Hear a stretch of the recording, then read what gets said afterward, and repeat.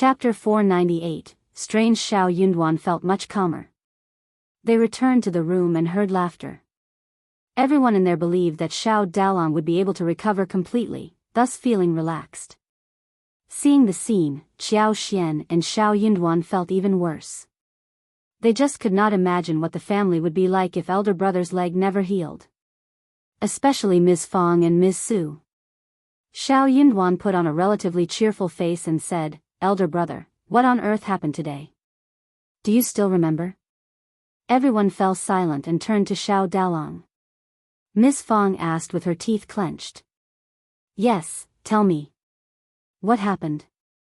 Such a thing should not have occurred." The part of the canal that Xiao Dalong was working on was not on a high place. How could a stone hit him so badly? Xiao Dalong smiled bitterly. "I wasn't paying attention." Ding Jinfa and Ding Jinkai were carrying a huge rock as they passed by the hill and got tripped. Then, the rock rolled down along the hill and I failed to dodge it. Miss Fong felt so annoyed. "That is all?" "Yeah. That's it. Damn it." Miss Fong clenched her teeth. "They hurt you and they have said nothing to us? This is not done." Ms. Su agreed. Xiao Yunduan said, "Let's wait until tomorrow to see what they will do. It was an accident." But Xiao Dalong was unlucky enough to have run into the Eclipse 11L. They all became less cheerful than before.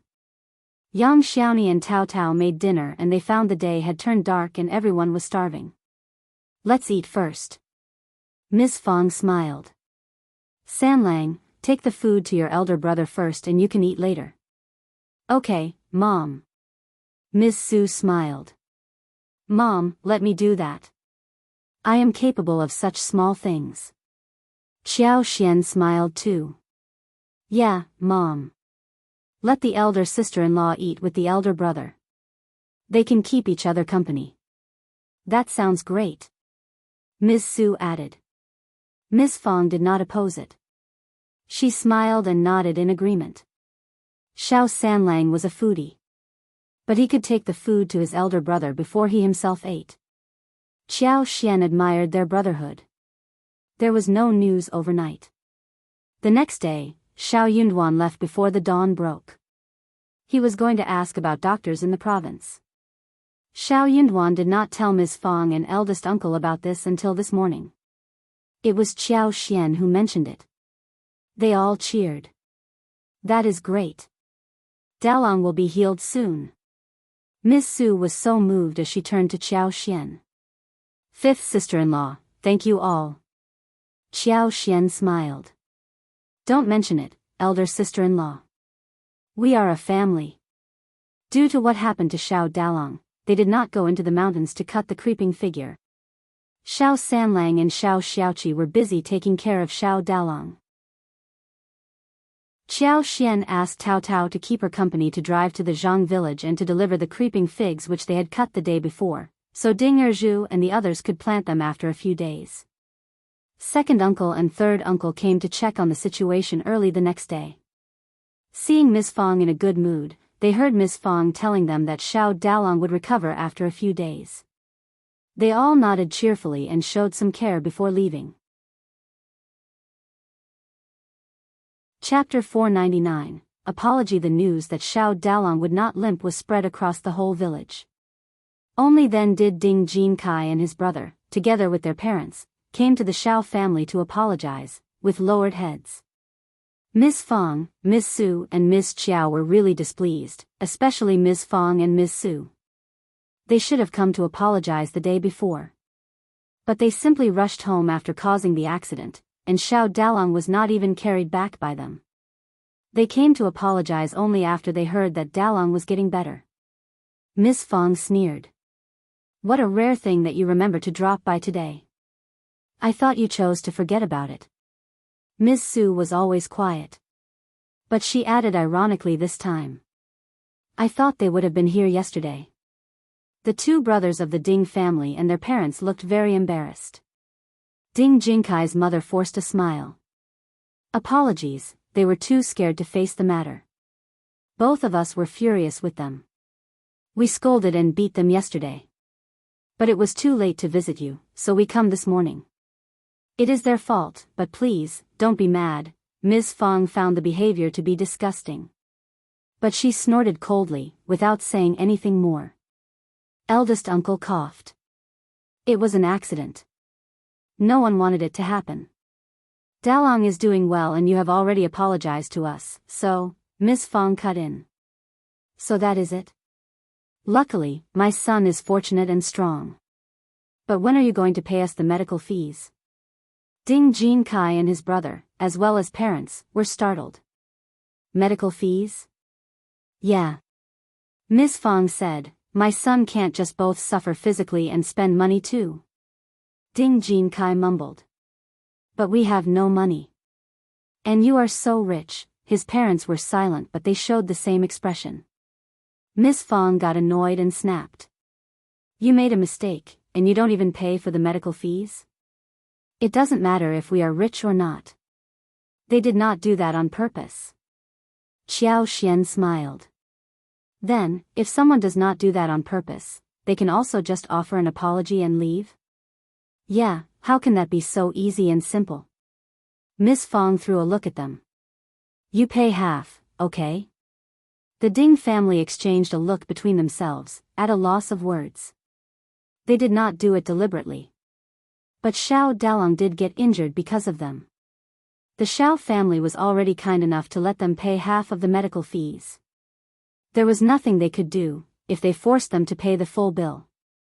Okay, then, Jinkai's father sighed, smiling bitterly. My sons made a mistake, and we will cover the fees. Ms. Fong looked less annoyed and added. You can pay us 2 liang first. I am not overcharging you.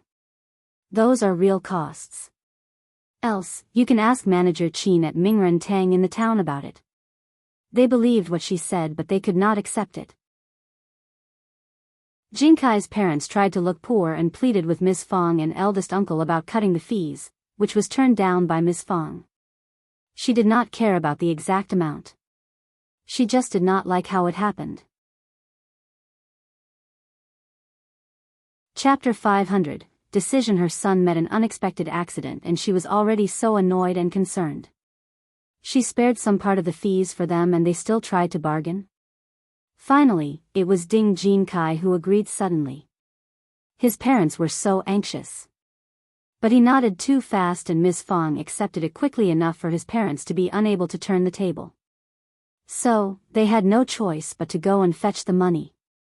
Land Officer Ding came to visit them too.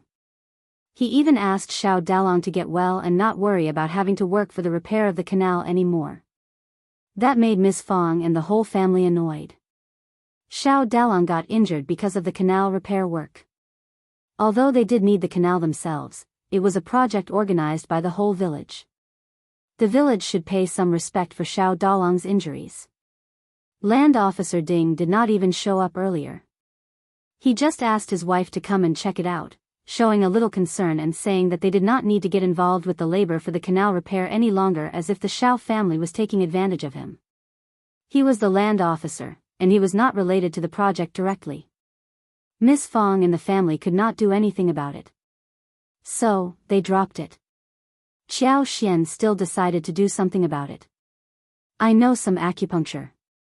Mom, elder brother and elder sister-in-law, if you trust me, I can do something so that you can be relieved from pain.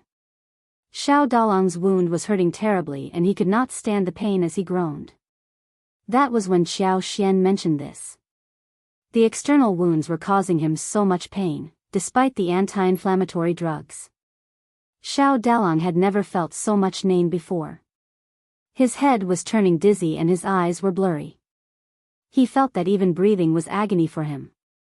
Hearing Xiao Xian's words, he replied quickly. Please, fifth sister-in-law, thank you. Xiao Dalong sounded very determined, and both Ms. Fong and Ms. Su were startled. Ms. Fong glanced at Xiao Xian, nodding. Ms. Xiao, do it. Ms. Su was worried that Xiao Xian was just putting on a show. She wanted to intervene but then stopped herself. The fifth sister-in-law was just being kind. Moreover, she could not object when her mother-in-law and husband both approved of the suggestion. Fifth sister-in-law, just be careful. Don't force yourself. You are not a doctor, and if you fail, it is okay. What she meant was that if she could not do anything to make her husband feel better, she could just drop it directly. Xiao Xian knew that Ms. Su was worried about her husband, so even though she didn't speak nice words, Xiao Xian did not say anything about it but smiled. Xiao Xian had bought 3 silver needles from the province after the last incident. So, she managed to put on a proper show this time with them. Acupuncture was just an act. She was actually injecting superpower into Xiao Dalong's body, and was trying to heal his wound from inside. Miss Fong and Ms. Su knew nothing. They were easily fooled. But she could not make Xiao Dalong recover instantly. After all, he was injured very badly. Hence, Xiao Xian concentrated her superpower on the broken bones. Gradually, he would turn better and others would link it to using good medicine and resting well, rather than suspect the strangeness of his recovery. As the superpower went into his body and caressed the pain, Xiao Dalong suddenly felt relief. He became far more relaxed. Chapter 501, the second one. Seeing the change in his expression, both Miss Fong and Miss Su became happy. It works. That is great, Miss Chiao. Take it slow. Thank you so much, fifth sister-in-law. Xiao Xian stopped after about 15 minutes. She wiped the sweat on her forehead, smiling. This is all for today. Elder brother needs a break. Xiao Dalong smiled and nodded. Thanks, fifth sister-in-law. The following day, Xiao Xian conducted the treatment again on Xiao Dalong, who started to feel hungry after the treatment. Everyone from the first section of the family got really happy. Xiao Xian let out a sigh of relief. It was good that her superpower worked. Elder brother's leg was definitely going to be fine. What Manager Qin had said would not happen.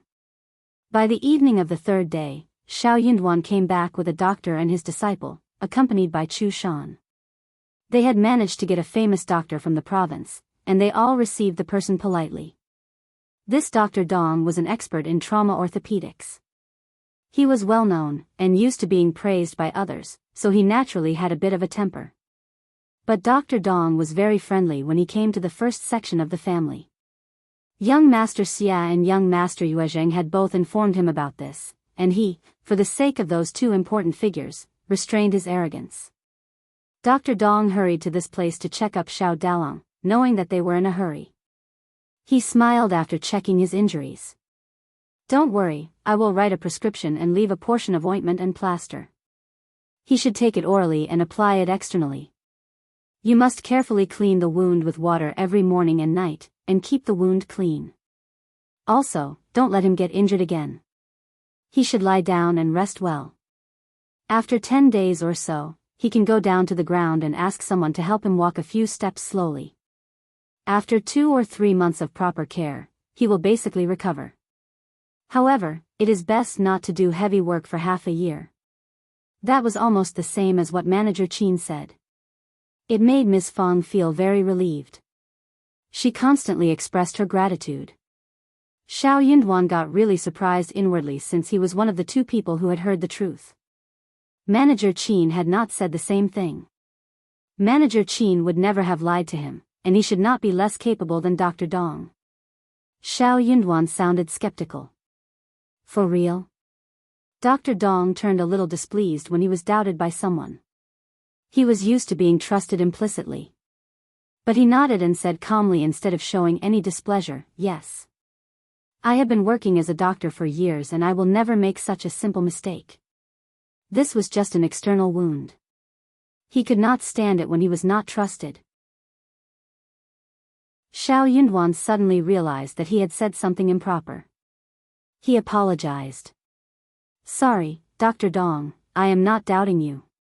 It is just that I feel very worried. Thanks for your efforts, Dr. Dong.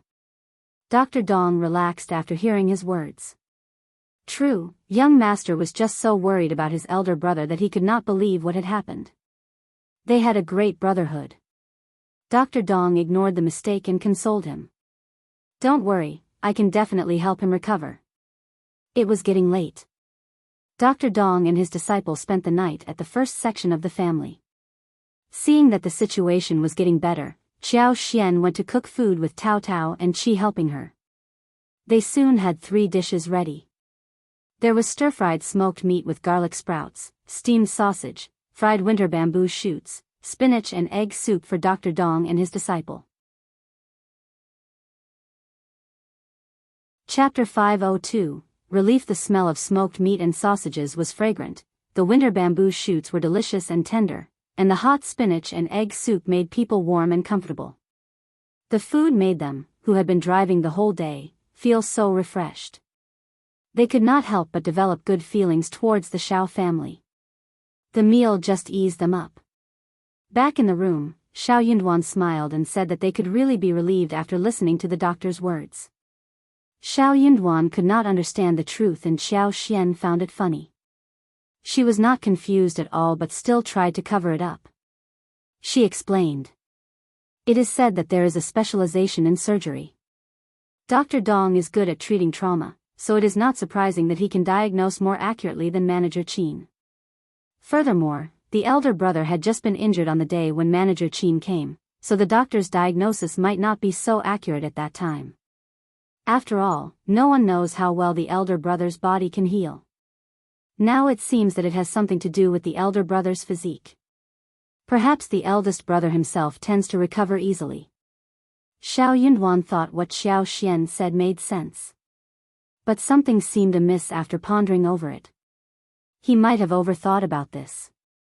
Thankfully, it was all good now.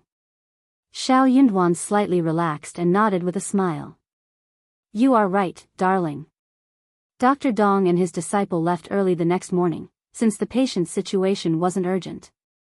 Xiao conducted 2 more days of acupuncture, and after the medication from the new doctor, Xiao Dalong felt much better. His wounds still ached, and there was inflammation, but the pain did not cause him too much discomfort. It was bearable. Xiao Dalong was so grateful and kept thanking Xiao Yunduan and Xiao. Oh yes, 5th sister-in-law, I can just stay here and rest, you can do whatever you want. Don't bother about me. I am sorry that I can't help you now, that is okay. Xiao Yunduan smiled. We can take it slow with our work. Elder brother, just focus on your recovery. Seeing that Xiao Dalong was doing well, Xiao and the others went into the mountains to cut the creeping figs. Xiao did not allow Xiao Yunduan to tag along. He was not needed for the remaining work. It should turn out well. Xiao and Xiao Sanlang, Yang Xiaoni, Tao Tao, and Qi spent 3 days gathering enough creeping figs. Then, their work would be sorting flower fields, digging the soil and removing weeds. They hired Xiao Dali and a few others from the village for help, together with Yang Xiaoni, Qi and Tao Tao who supervised the work. They only hired people with sealed lips. The hired workers saw a house inside the flower field and got curious, but they stopped prying when Tao Tao said that it was a place for them to take a break and appreciate flowers. No one saw the whole set of tools of lipsticks inside, thus saying nothing. The whole village soon learned about the hiring. Xiao hired 3 families including Xiao Dali, who were paid 30 won each. It was a great deal. Everyone in the village got really jealous about it. The 2nd and 3rd section of the family were furious. But they thought of how they owed them the free labor.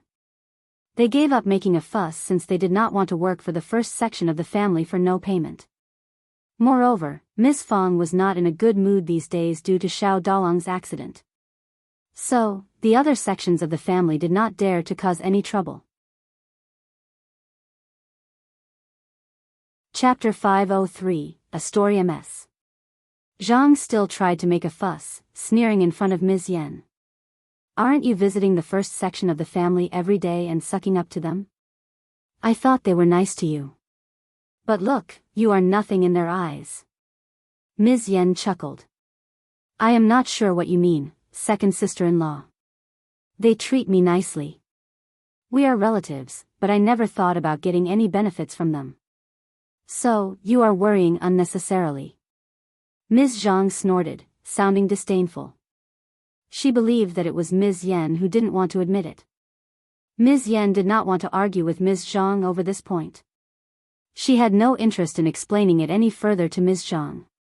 She did not care what Ms. Zhang thought about her relationship with the first section of the family.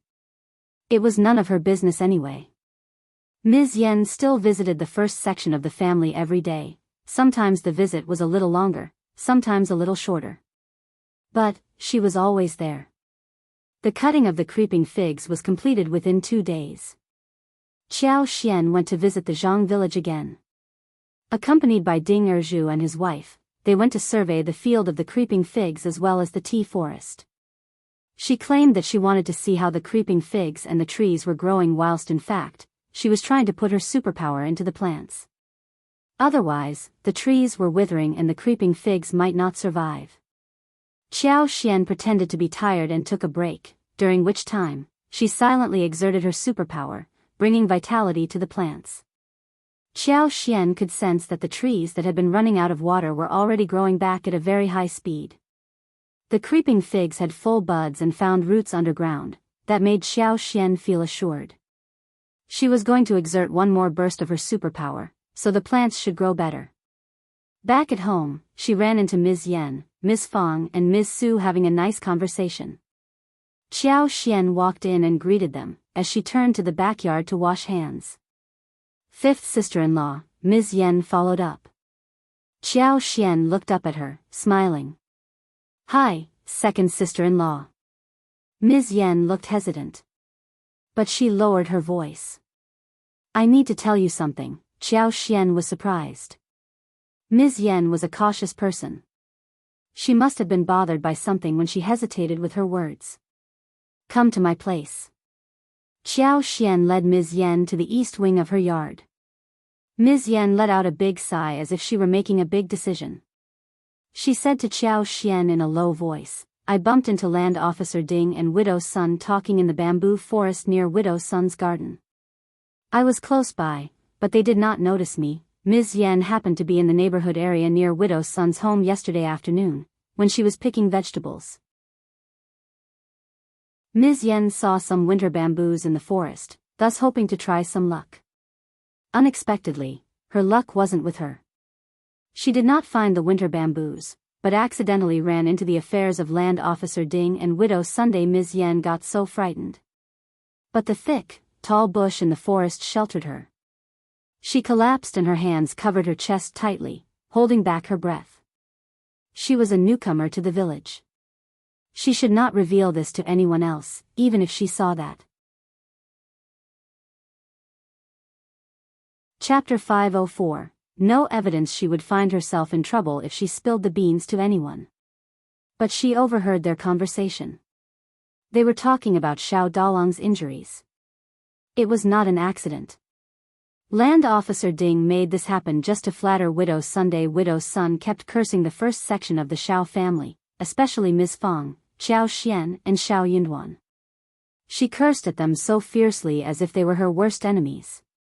Widow's son kept blaming the land officer for not being able to do this well. She said that he should have ruined Xiao Dalong's legs, rather than leave him any chance to recover. Widow's son hated them so deeply. She wanted to take revenge upon Xiao Yunduan and Xianxia, but she had no chance with one of them being the cultivated talent and the other the daughter of the county magistrate. She did not dare to offend them, after all. But she did not want the first section of the family to have a good time. So, she had eyes upon the most down-to-earth man in the family, Xiao Dalong. As long as everything turned messy in the first section of the Xiao family, she would be really pleased. When she heard that Xiao Dalong had been hit on the legs and passed out, and that his legs might get ruined, Widow's son felt so pleased. But soon the pleasure was gone after one day. Hence, she became really furious. Seeing Land Officer Ding, she started to complain. Land Officer Ding had intended to visit her the day before, but she did not open the door. Still, he caught her when she came to the vegetable garden today by pretending as if he were passing by, after seeing that no one was around. Ms. Yen accidentally ran into this conversation. Ms. Yen did not even have the strength to get up until they two left.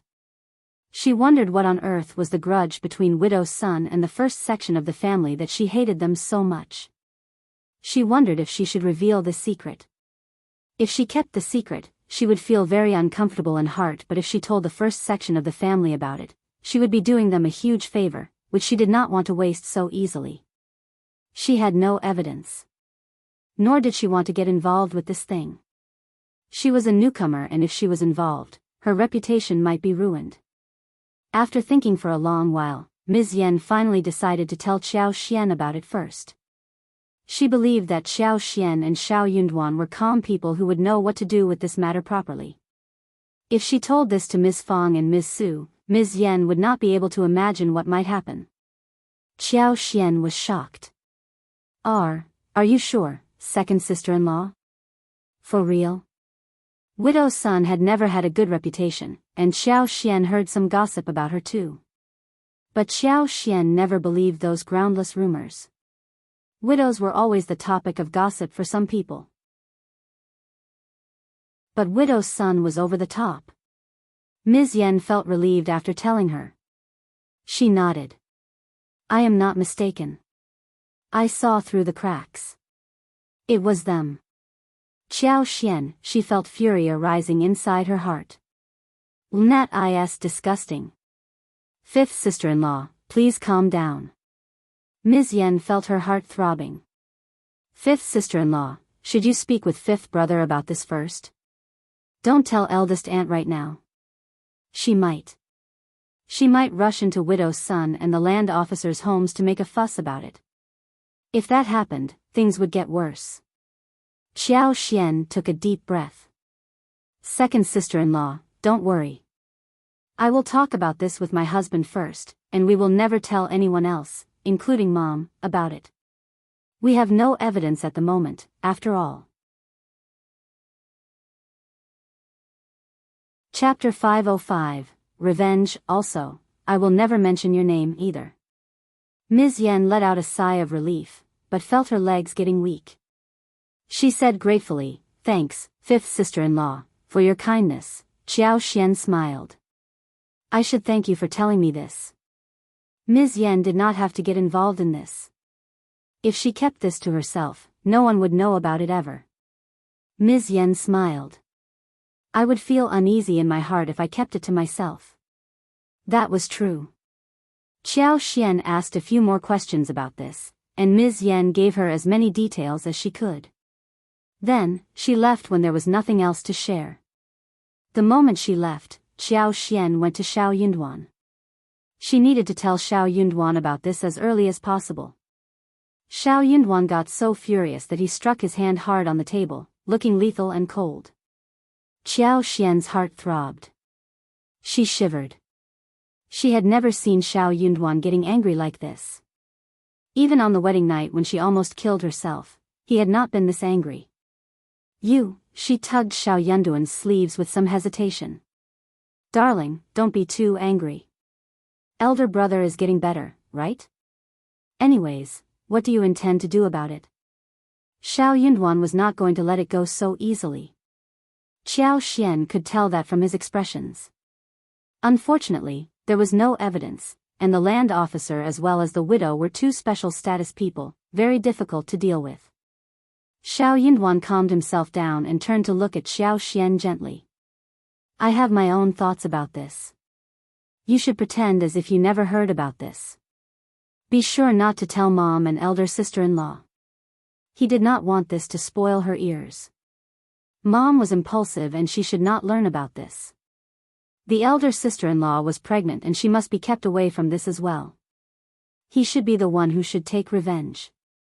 Seeing Xiao Yunduan's look, Xianxia understood that her husband planned to do it in secret. After all, there was no open method that could be used for revenge. But you should be careful not to get involved. He had a promising future, and he should not bet on it. If lost, he might lose big. Xiao Yunduan nodded gently. I know my limit. Don't worry. Xianxia smiled but again asked in confusion. Do we have any grudge with widow's son for her to do something like this? What made her so angry that Window's son would combine forces with the land officer to set up her family? Xiao Dalong was the victim this time, what about next time? If she dared to do that once, what would stop her from doing it again? The threat should be removed, or they will never have a peaceful life. Xiao Xian did not think that the grudge would have originated from the time when she argued with her along with mother-in-law, a while back. Villagers always had disputes with each other, and they would still talk normally after a few quarrels. They even hung out normally. Nobody became each other's worst enemy. Xiao Yinduan had been studying at the college in the town and was devoted to examinations. He knew nothing. Hearing her question, he got confused too. Xiao Xian said, I can ask mom or elder sister-in-law about this implicitly. Maybe the elder sister-in-law knows something. Xiao Yinduan thought for a while and nodded in agreement. He was curious, too. Don't rush into it. Ask when you have the chance, otherwise they might sense something to be amiss. Xiao Xian chuckled. I know. I am good at it. Chapter 506. For his elder brother. When Ms. Yen visited them again, Xiao Xian greeted her happily as if nothing had happened. That made Ms. Yen feel less worried. She knew that Xiao Xian had lived up to her promise. Xiao Xian started to sort out one moo in the garden for cultivating tea tree buds. When the land was sorted well, the tea seeds could be buried. With the help of her superpower, she could make the transplantation happen by early April. At that time, the tea trees would grow to a certain height. They would be trimmed in autumn, and harvested for the next year. She could also put some superpower into the tea tree buds and the creeping figs so they could grow faster and better. No one had any prior knowledge about it, so even if it grew fast, people might assume that it should be like this. Then, she would work on mushrooms, wooden ears and snow fungus. This batch of white fungus grew quite a lot. The snow-white fungus once bloomed like clouds and flowers. They were thick and beautiful. They were carefully picked one by one and spread out in a dustpan to dry. Xiao Xian told Xiao Yunduan that when the mushrooms and snow fungus were sun-dried, they would visit the province to buy some laborers as well as lotus root, water chestnuts and so on to plant in the pond. Xiao Yunduan nodded in agreement.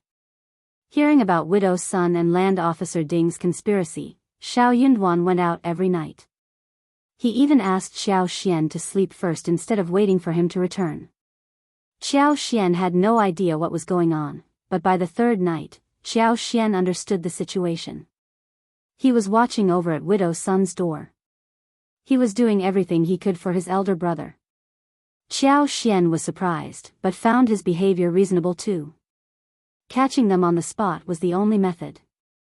If his plan was to catch them red-handed, the best method was to be the most patient hunter who guarded their prey until they came to the trap.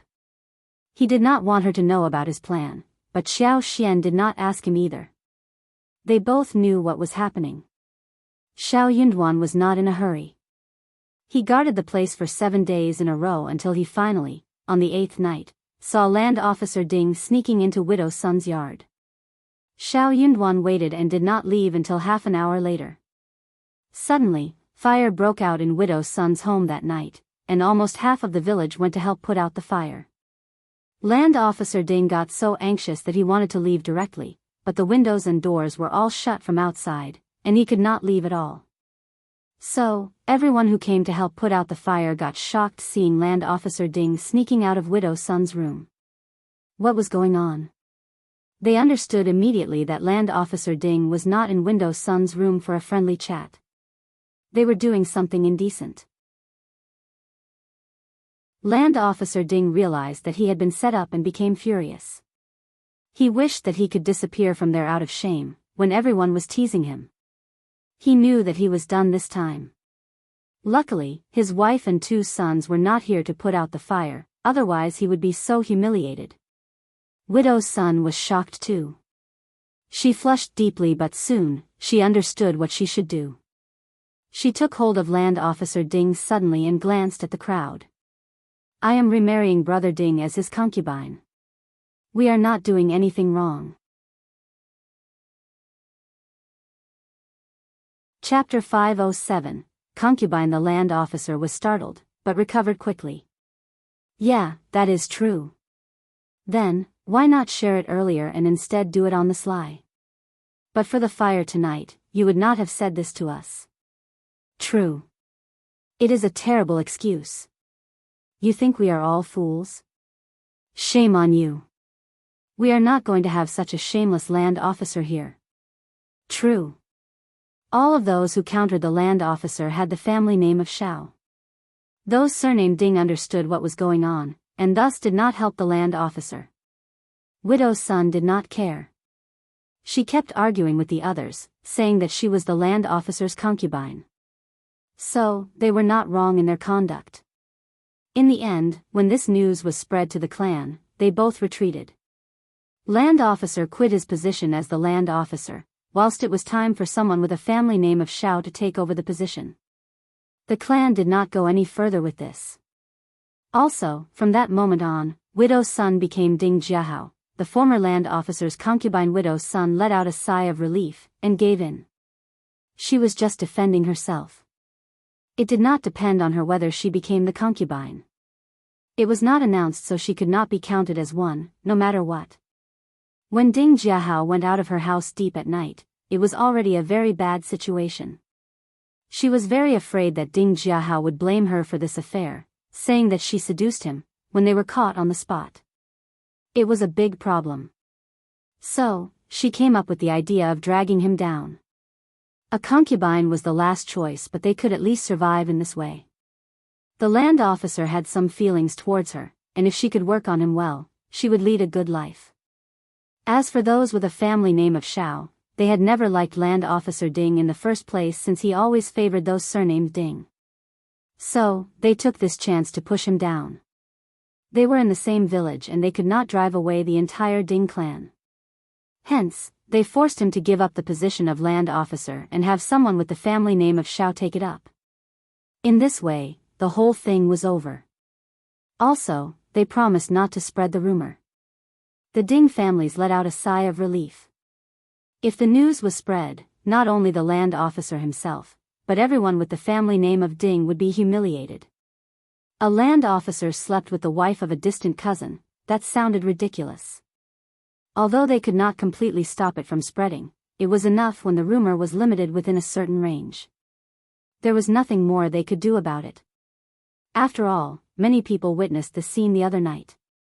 Soon, a new land officer was elected from the Shao families, namely the second grandpa of Shao, Shao Dallas' father. He was always just and fair, a highly respected, elderly man in the village. So, he made for a very convincing land officer. Xiao Yunduan, who actually overturned the table, was never found out except by Qiao Xian.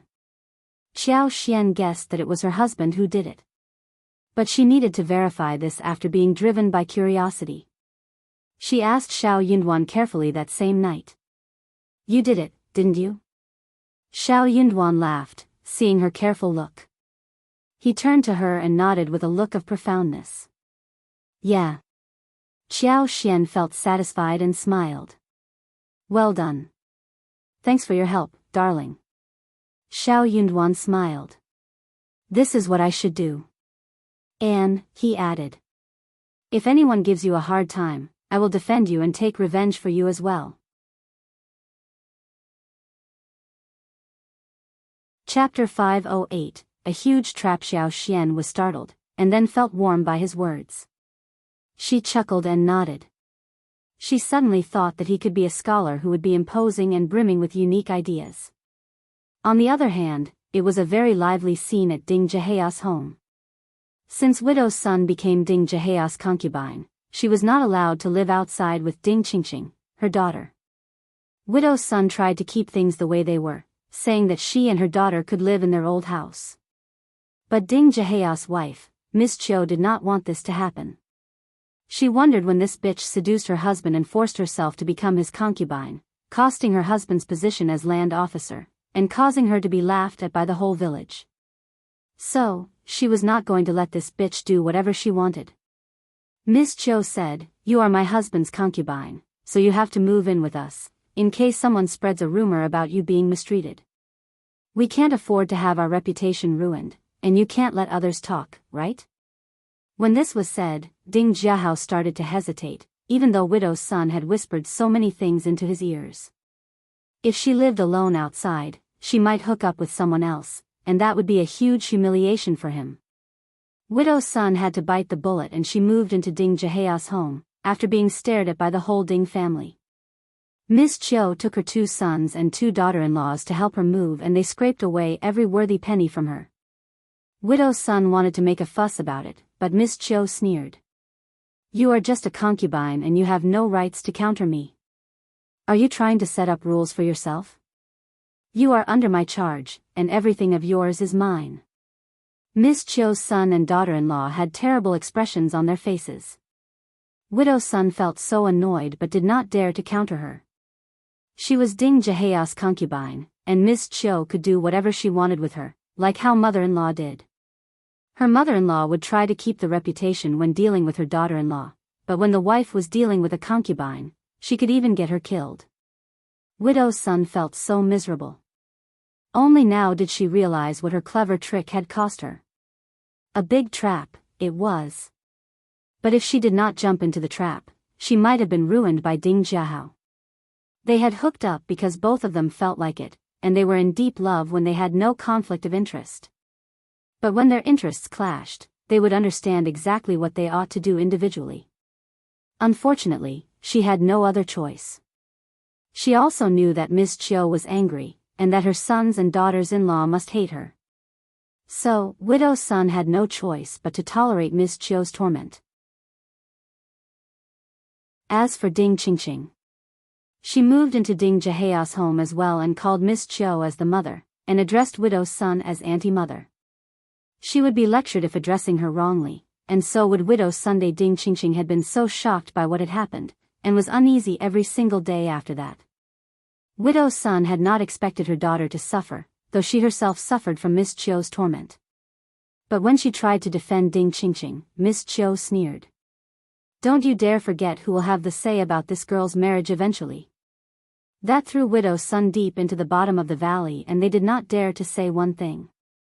She even privately told Ding Qingqing to work hard, so that Miss Chiu would not be pissed. This incident would become a fun topic in town, let alone in the village where people craved gossip as entertainment in the days to come.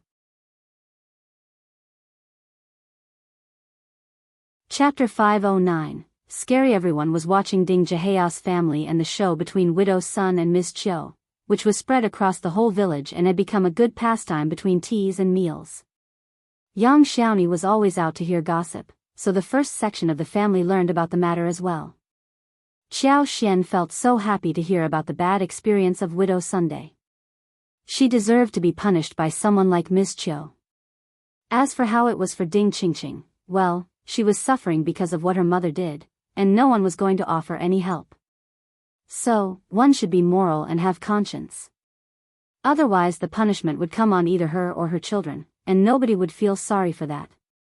Ms. Yan was almost sure that what happened between Widow's son and Ding Jiahao might have something to do with Xiao Yunduan and Xiao Xian. But she did not dare ask a thing. She subconsciously started to respect and feel scared of Xiao Xian and Xiao Yunduan. That was a scary couple. She made up her mind never to offend them or the first section of the family.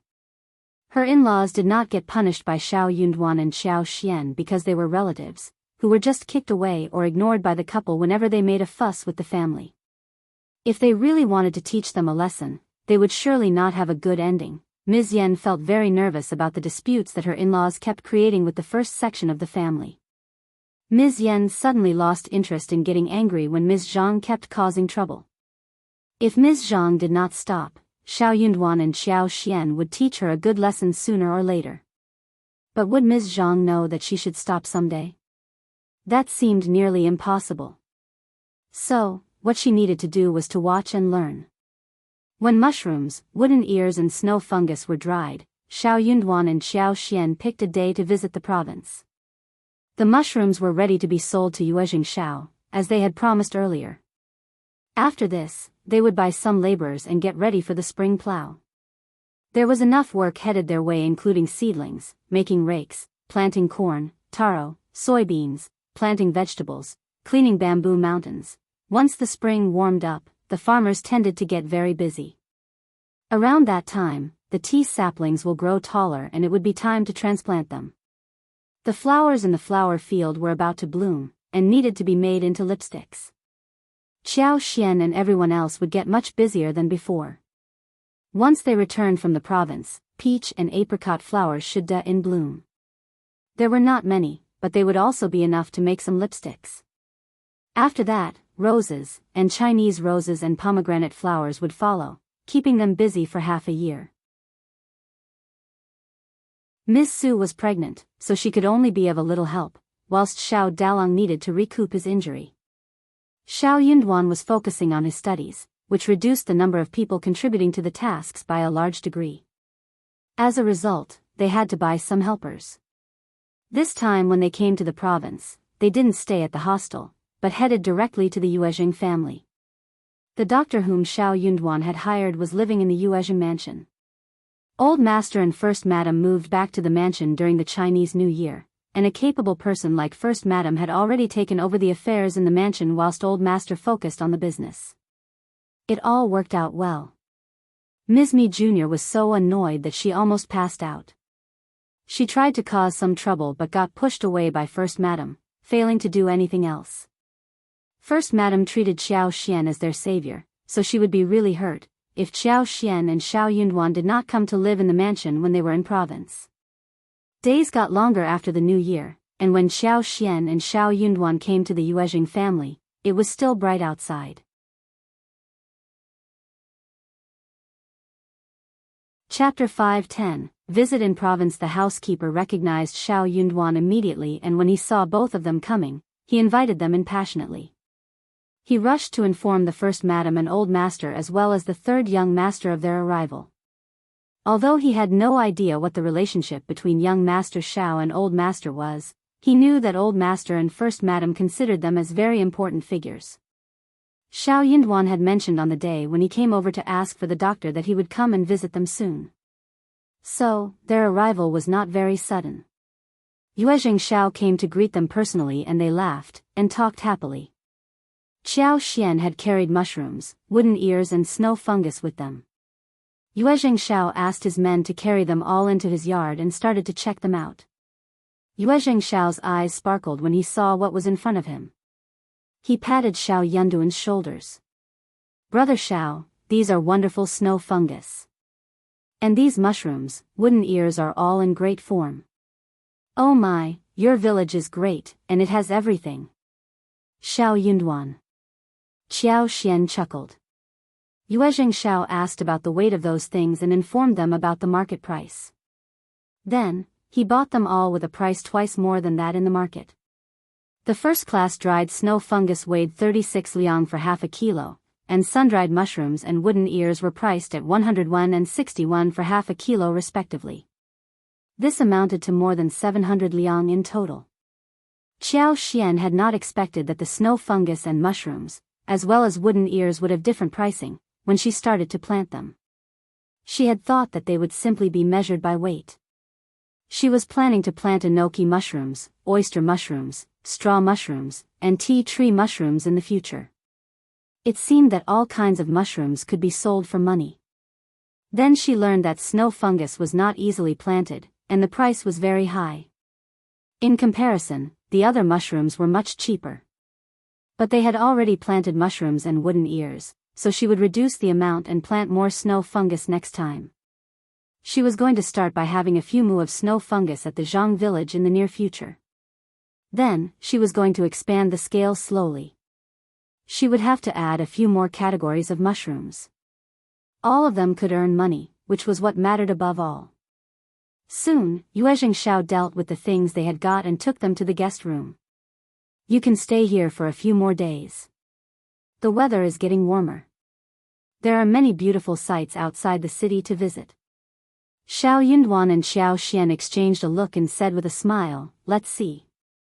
We will be here before the autumn examination. Please don't think we are annoying by that time, Brother Yuezheng." Yuezheng Xiao patted his head and chuckled. I almost forgot about that. Do remember to come early at that time. After exchanging a few more words, Yuezheng Xiao waited for Xiao Xian and Xiao Yunduan to put away their stuff, and came to greet Old Master and First Madam together. Yuezheng Xiao's elder brother, Yuezheng was at home too. Yuezheng and his wife were heading towards their parents to meet Xiao Yunduan and Xiao Xian. The first section of the Yuezheng family were all so thankful towards Xiao Xian and Xiao Yunduan.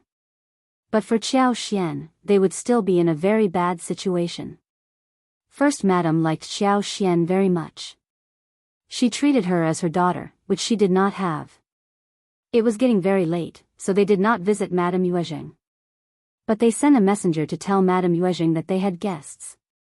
Learning that it was a poor couple visiting, Ms. Mi Jr. felt annoyed and remained indifferent. Chapter 5:11, A Lovely Treatment MS. Mi Jr. sneered and told her maid that the first section of the family always hung out with filthy, lowly people. A cultivated talent was not that great or worthy enough to spend so many efforts on. The first section of the family arranged a nice, simple treatment for Xiao Xian and Xiao Yunduan in the main hall. It was a lovely evening. Hearing that Xiao Xian was here to buy laborers, First Madam said that she could help. She would go along so that the agencies don't cheat them. That was exactly what Xiao Xian hoped to ask her for. She thanked her gratefully. Agencies were always very tricky. They had all kinds of ideas going on in their minds. An agency would probably sell them bad quality people, seeing that Xiao Xian was not a local resident and the laborers could not be refunded once purchased. With First Madam keeping her company, things would be different. No agency would dare lie to the First Madam of the Yuezheng family. Early next morning, First Madam was about to take Xiao Yunduan and Xiao Xian to greet Madame Yuezheng, but Madame Yuezheng turned her down. The meeting was cancelled. First Madam asked the maid. Did second Mrs. Yuezheng visit Madame Yuezheng this morning? The maid nodded, without concealing a thing. First Madam snorted and understood what was going on. This sister-in-law of hers spared no efforts to give her trouble. Never mind, she didn't care. They could treat their own guests well enough. First Madam sent her men to pass on messages to the agencies she was familiar with, setting up an appointment that they were going to buy good laborers.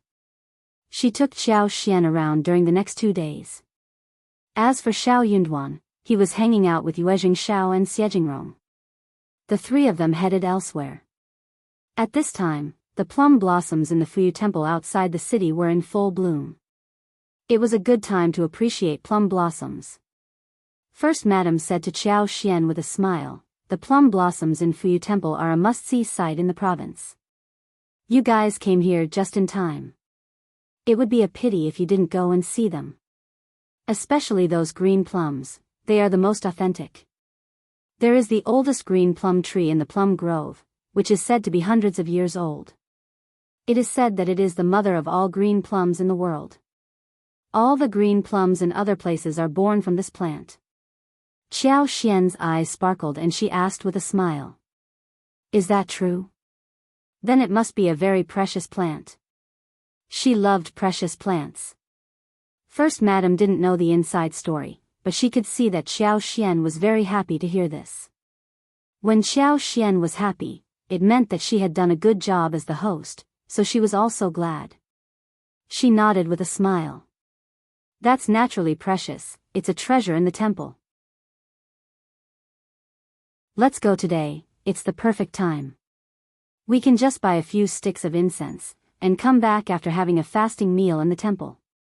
The temple food in Fuyu Temple is a must-have, and the scenery in the temple is also good. It is worth the trip. Xiao Xian was looking forward to it already. First Madam arranged the wagon and they went out together. The plums were blooming and it was very lively inside the temple. There were 2 patches of plum trees in the temple. There was a large area of plum forests without any marked boundary in the back mountain, which was open to all pilgrims, and everyone could go to enjoy the flowers.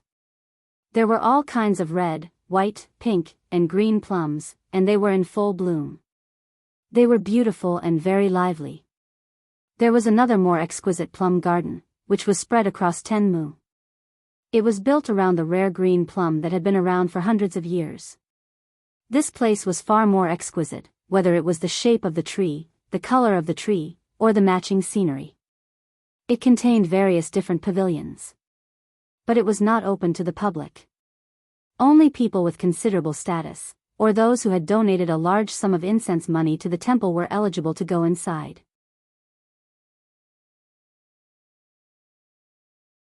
Chapter 5:12 Ancient Green Plum. Some scholars were also allowed in who gathered there to brew tea, make poetry, and do paintings. The place where the first madam took Xianxia to was this small plum garden.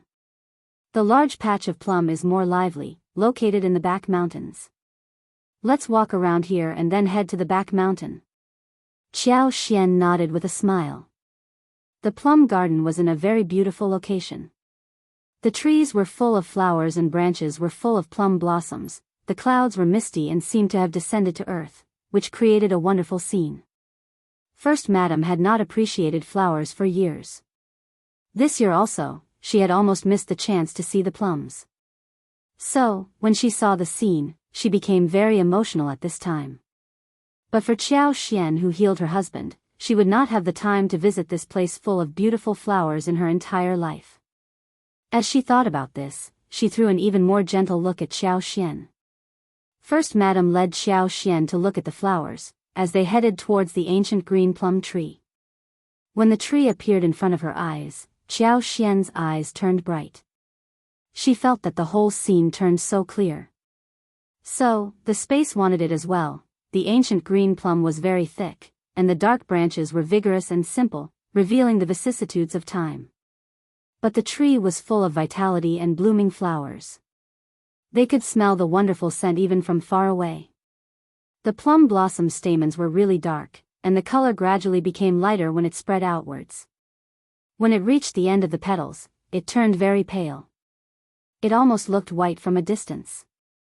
But when you looked closely, you could see a faint trace of greenery. There was not only this green plum in this garden.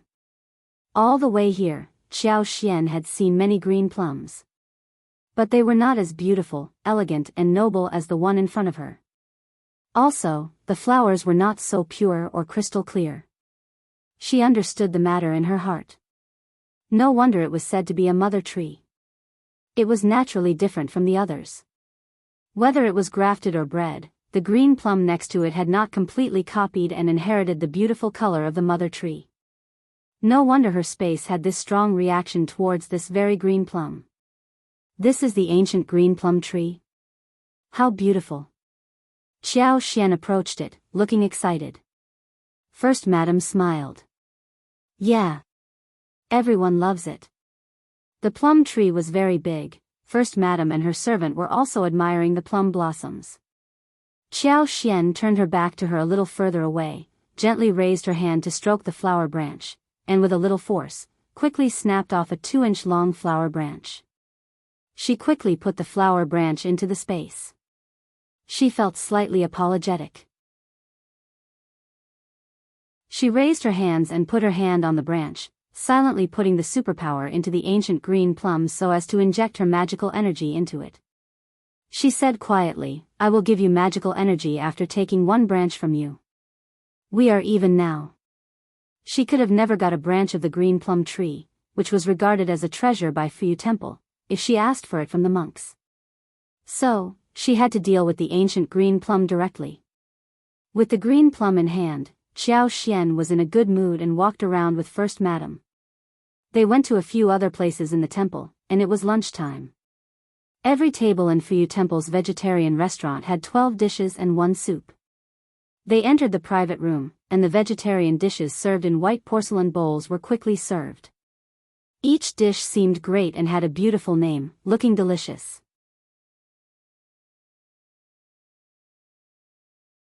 Chapter 5:13 Your Moralities. For example, Chinese cabbage with mushrooms and bamboo shoots were called double winter and white snow.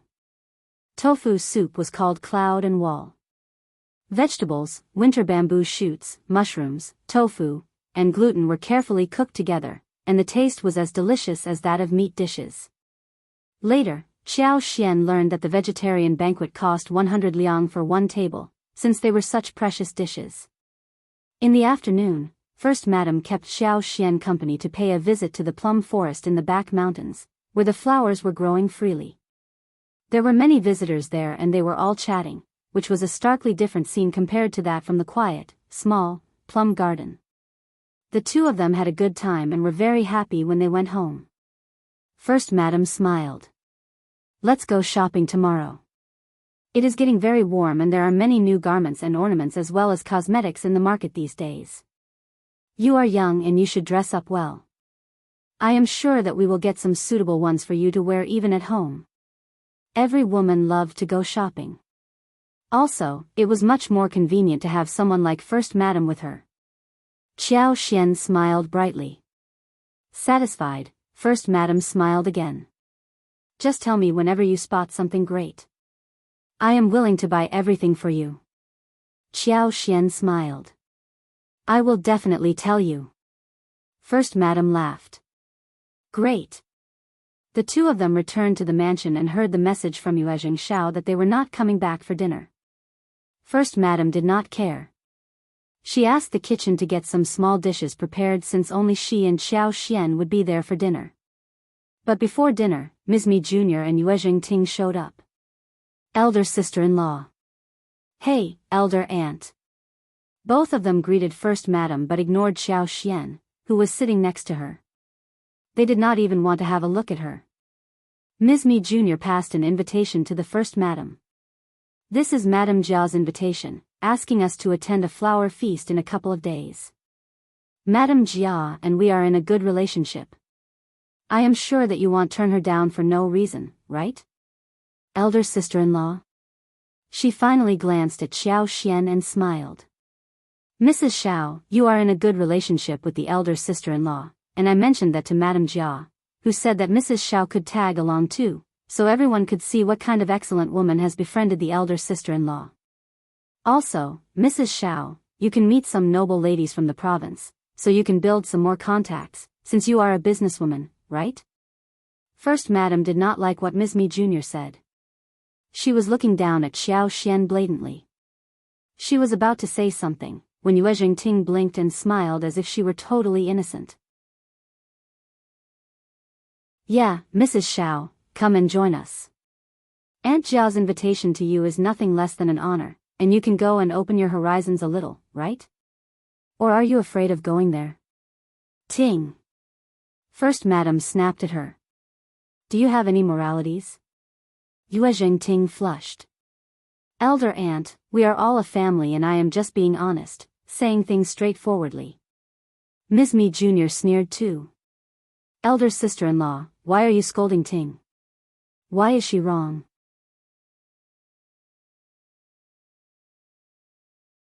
Chapter 5:14, Ms. Mi Jr.'s anger. Ting has grown up next to Madame Yuezheng. If you doubt her morality, you are suspecting Madame Yuezheng instead.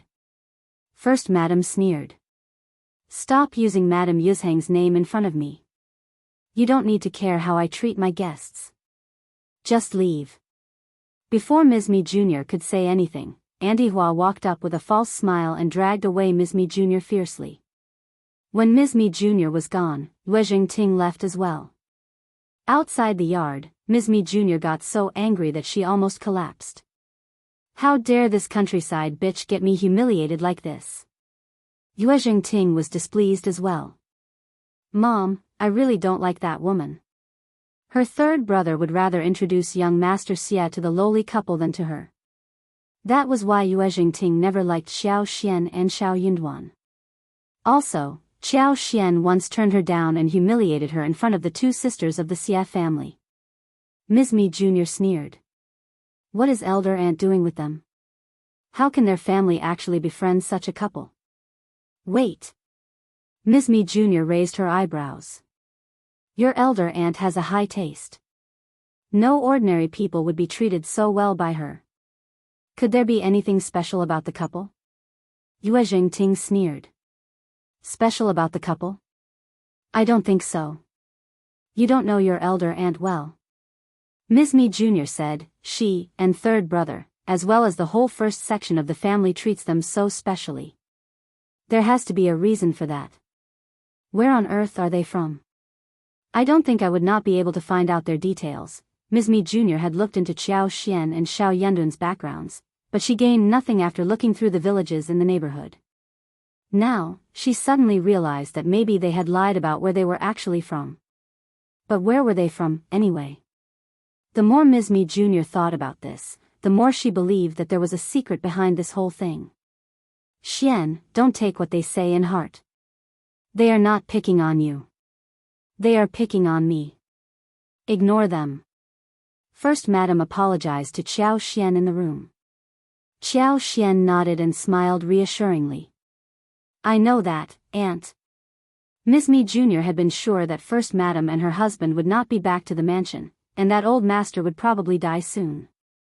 But unexpectedly, Old Master recovered completely, and the couple went back to the mansion. Ms. Mi Jr. could not stand that anymore. She had started to think that she was already in charge of the mansion. She caused enough trouble when she believed that there were people backing her up. After all, she was very good at causing trouble. First Madam looked relieved. That is good. I knew that you are an understanding person. She lowered her head and asked. Will you come with me to the Jia family's banquet in a couple of days? Oh well, don't worry. First Madam laughed. No one will look down at you. You will be with me. And she will be keeping you company as well. She teased. When Yunduan becomes the recommended man, or reaches even further, you will need to be able to handle such situations. Xiao Xian was not afraid. She was just not very interested. Hearing that, she did not turn down First Madam. She understood that the older woman was being kind to her. Okay. I will join you. Please be sure to teach me whatever I don't know, Aunt.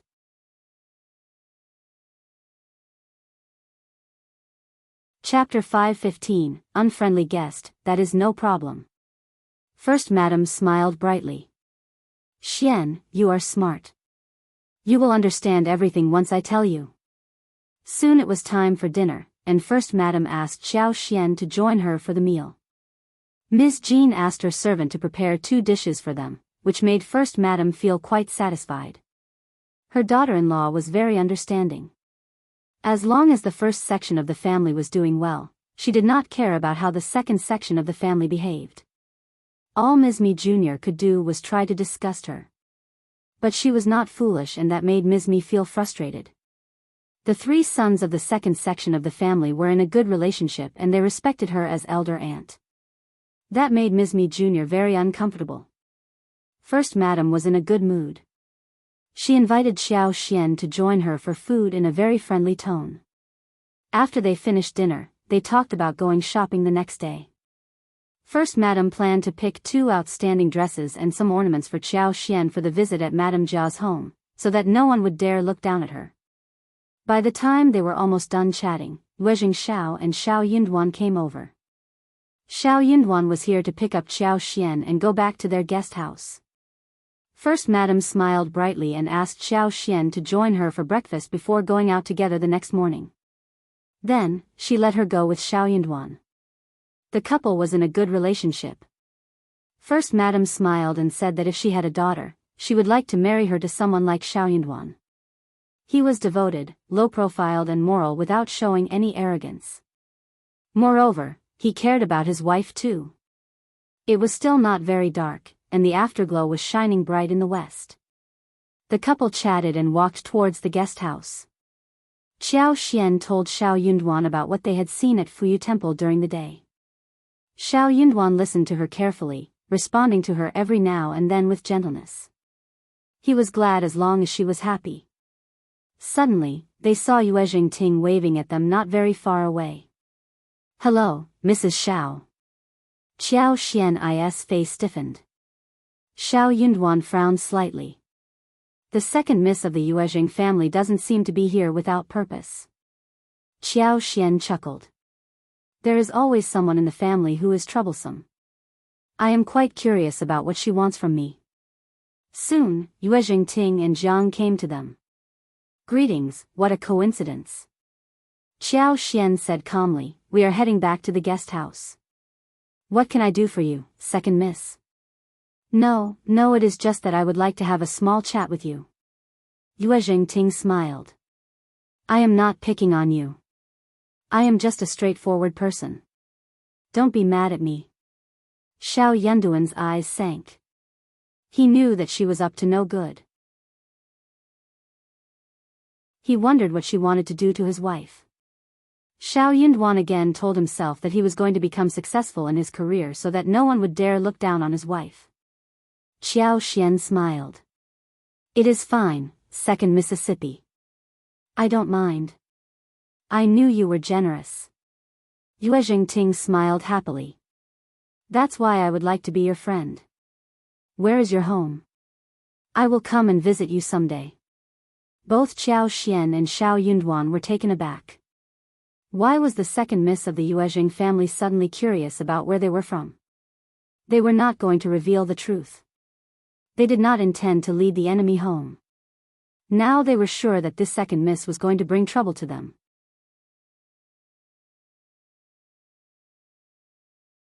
Chapter 5:16. Maybe they did not want any trouble for themselves. Just a place in the outskirts area, it's the countryside, not good enough for you to visit, second Mississippi. You shouldn't bother to visit the place. The more Xiao Xian tried to turn her down, the more excited Yuezheng Ting became. She smiled. It is okay. My third brother visits the place often, right? I won't find it too bad either. Mrs. Xiao, just tell me where it is. It is not a secret, is it? Xiao Xian and Xiao Yunduan. This blunt girl just did not know how to talk. Seeing that she could not dodge the question, Xiao Xian said with a forced voice, my home is in Shihe town of Li County. Yuezheng Ting bore that in mind, but did not seem very happy. Shihe town of Li County? But I don't think that was what you told me last time. Xiao Xian blinked her eyes and showed an embarrassed smile. Li County is located in the outskirts of the province. Sorry for not making it clear. It is not a big deal though, is it? Yuezheng Ting had no way to counter her. That seemed to make sense. Anyway, I got it now. I will come and visit you with my mom now. Bye. Yuezheng Ting left with Jiang quickly. Xiao Yunduan asked her. So, she is here to ask us this? Why? Xiao Xian chuckled. Not sure. She can find her answer in Li County. The couple exchanged a look and laughed. Xiao Yunduan did not think there was anything wrong with Xiao Xian misleading the girl. He said, I don't think that Miss Yuezheng is a good-tempered person. She may come and pester us next time if she fails to find us. What about buying a small courtyard in the province next time we are here?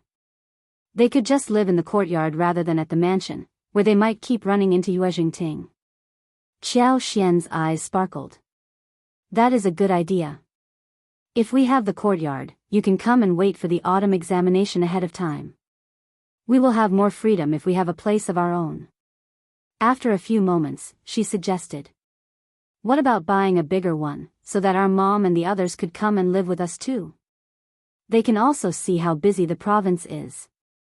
Also, third brother and third sister-in-law are looking forward to coming here as well. Speaking of the funny Xiao Sanlang and Yang Xiaoni, Xiao Yunduan smiled. Their mood was lifted up. Okay, it's a deal. On the other hand, Yuezheng Ting was showing off how she got to know Xiao Xian's address. That should be the correct address. I don't think she will dare to lie to me. It's my fault that I did not pry deeper last time. Ms. Mi Jr. believed her. They would not dare lie to her daughter, would they? Anyways, it was just their home address, not something secretive. She was going to dig deep into this family to see what on earth was so special about them that was worth the attention of the first section of the family. Xiao Yunduan and Xiao Xian took a walk and went back to the guest house. They washed themselves up and slept soon. Early next morning, Xiao Xian and the first madam went shopping after breakfast. First madam wanted Xiao Xian to look pretty at Madame Jia's banquet, Thus she took her to high-end garment stores, latest jewelry pavilions and best cosmetic stores for shopping. Xianxia could see how expensive those places were the moment she looked up. She wasn't so sure about entering those places. It is fine. Go in, please. First Madam smiled. You are a nobly born lady and you are sure to have more happiness to come to you in the future. You should be dressed accordingly.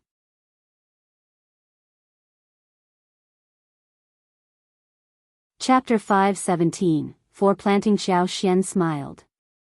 Aunt, everyone knows that I am a businesswoman from the countryside. These kinds of clothes don't fit my identity. As for prosperity and happiness, I don't need to be impatient. There will always be a chance in the future. First Madam stiffened. Xianxia smiled. Aunt, I am not in a hurry. There will be one day when I have glory. First Madam soon understood her meaning. Ms. Mi Jr. was surely going to disclose Xianxia's identity and add fuel to the fire. So, if Xianxia was too well dressed, the outsiders would definitely know that it was the First Madam who made the preparations for her, which might cause her far more belittling looks, as well as jealousy. They would be envious of her for having managed to suck up to the First Madam. Moreover, they would look down at her behavior and think of her as greedy and opportunist. No one would believe that Xianxia was able to afford any of these by herself. It was my lack of consideration. First Madam smiled. Okay, let's change to another place. But we can surely buy some ornaments. They are never out of fashion. Xianxia nodded. They went shopping for half a day and First Madam took her to a high-end restaurant for lunch. There was steamed pork ribs with betel nut taro and a shredded radish cold dish that made Xianxia's eyes shine. She asked the manager if she could give her some betel nut taro and spring watermelon. She was going to take them home for planting. The taros planted at home were small, soft and tasty, but they had a different taste compared to that of betel nut taro.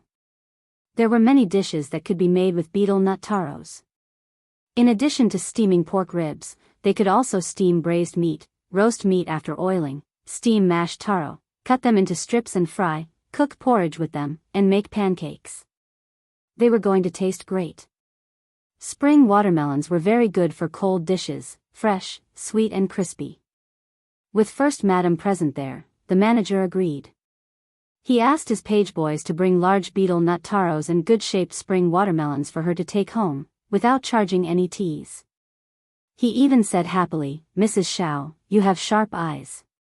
These have been transported from outside the province, they are not from here. Xianxia smiled and thought to herself that she was going to make them grow here. On the wagon, First Madam smiled seeing her cherishing these two plants. If you like them, next time I will ask my elder son to fetch some more from outside and have them delivered to you. Thanks, elder aunt, but these are enough. Xianxia did not want to conceal it from the First Madam. She answered happily. Actually, I want them to plant at home, and in a couple of months, they will grow nicely. I can send a few for you to eat. First Madam was startled and answered. You know less than I do. Didn't you hear what the manager said? These are not from here. Our soil might not be good enough for them. Don't be disappointed later. Xianxia was confident. She curved her lips and smiled. I may be able to plant and grow things that others can't. First Madam. She suddenly thought of what her younger son had said.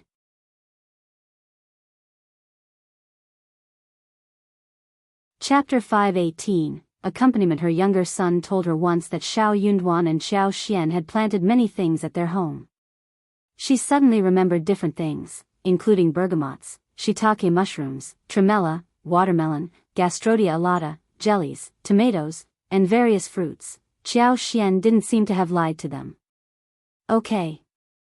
Then I will be waiting for your fruits. Do remember to give me some. First Madam smiled.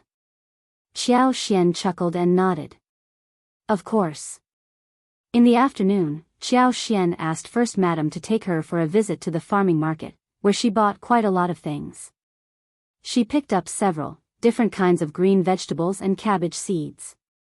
There was also a variety of long beans with white skin and black beans inside, and a kind of beans that only had beans in the pods to eat. These beans had purple flower spots and tasted glutinous. Her purchase list also included lotus beans, as well as chayote, gourd melon, a light yellow pepper shaped like a lantern called habanero-type pepper, and many more. There was a lot to harvest, and Xianxia was really happy about it. First Madam asked her with interest. If you are so good at planting things, your brother Hong knows a lot of people across the country, so he can gather seeds for you periodically. If you can make these plants grow successfully, I will be able to taste different things too. Xianxia smiled. Honestly, Aunt, that is exactly what I have been thinking. I have asked my third brother to look for them for me. First Madam laughed. That is fantastic. The two of them looked at each other in a good mood. The following day, they were supposed to buy the laborers. Yuezheng and Yuezheng came along for this errand. First Madam was one of the most promising leading madams in the province, and was well respected. But she had been almost forgotten after she withdrew from the society to take care of the old master. Now that she was back, the moment she returned to the mansion, she was able to take control of the whole mansion. Only a few days had passed, and everyone in the upper class of the society knew about this development instantly. Agencies were engaged in dealing with noble ladies, so they got the news very fast. No one would dare to play any tricks if someone went to buy the laborers with First Madam. They did not try to lie to Xianxia and Yuezheng, and introduced the most suitable ones to them. Otherwise, people who just gained some wealth but had no idea about the market like Xianxia and Yuezheng, the agents would definitely try to fool them. They would quote high prices and sell them terrible laborers. Even if Yuezheng and Xianxia were clever, they could be tricked in this aspect since it was new to them. But now that would not happen. Xianxia planned to buy a few dozen people to reside at the Jianghu village to sort out the tea and the garden of the creeping figs. The agent happened to have 3 families of farmers who had arrived from another town. She introduced them to Xianxia passionately. They are down-to-earth people who are good at farming, and diligent too. They are from 3 different places and can be supervised easily. Xianxia believed that with First Madam around, the agent would not play tricks on them. Since the agent said so, she decided to inquire more about them. She smiled. Why so? The agent laughed and started to explain to Xianxia.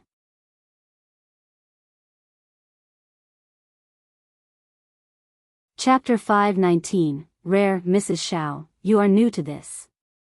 If 2 families are acquaintances and move to a new place, they would stick together and isolate the third. If 3 families are acquaintances, the 3 families would become one and isolate the manager. So, the best solution is that they shouldn't know each other. I am just saying that out of precaution. It doesn't necessarily have to be like this. What we need to do is to be careful. That made Xianxia and Yuezheng less confused. That is a valid point. Xianxia smiled. You are right.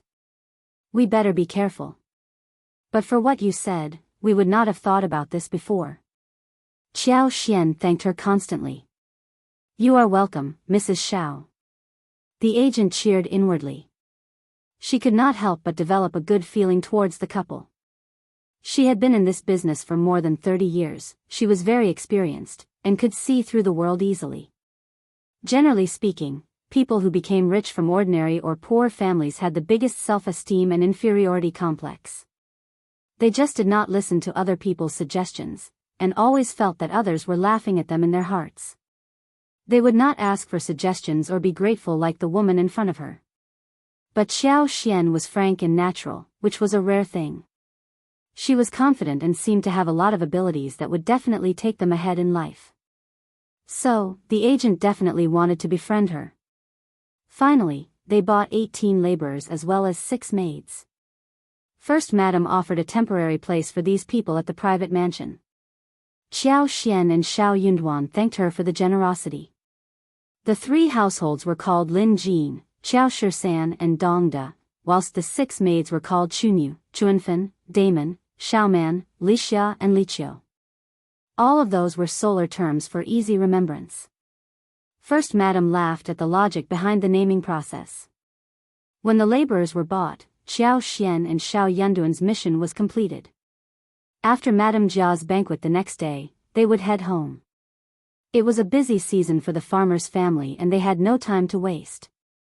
They had money so they could hire laborers for help, thus not being in such a hurry as the others and choosing to stay at home. Xiao Yunduan kept Xiao Xian company for shopping this afternoon. First Madam was very understanding. She could not keep her to her side all the time, especially when she had not spent some quality time with her own husband. The following day, Ms. Mi Jr. hurriedly ate breakfast and came to the First Madam's residence with Yuezheng Ting, fearing that Xiao Xian would not show up for the banquet. The daughter and the girl were very well dressed in brocade garments and wearing a lot of shining jewelry. We will keep each other company, so I have brought Ting along to accompany Mrs. Xiao. Oh, Mrs. Xiao is ready as well? Ms. Mi Jr. sounded very relaxed. She was looking forward to seeing the show. She smiled even deeper when she saw Xiao Xian. First Madam smiled briefly. Xian is ready, thanks for your concern. Ms. Mi Jr. chuckled. Elder sister-in-law, your guest is mine as well. Yuezheng Ting threw a glance at Xiao Xian. She was dressed in a pale lotus-colored satin-faced placket, ivory-white stand-up collar jacket, and a beige bamboo leaf-patterned silk-faced pleated skirt.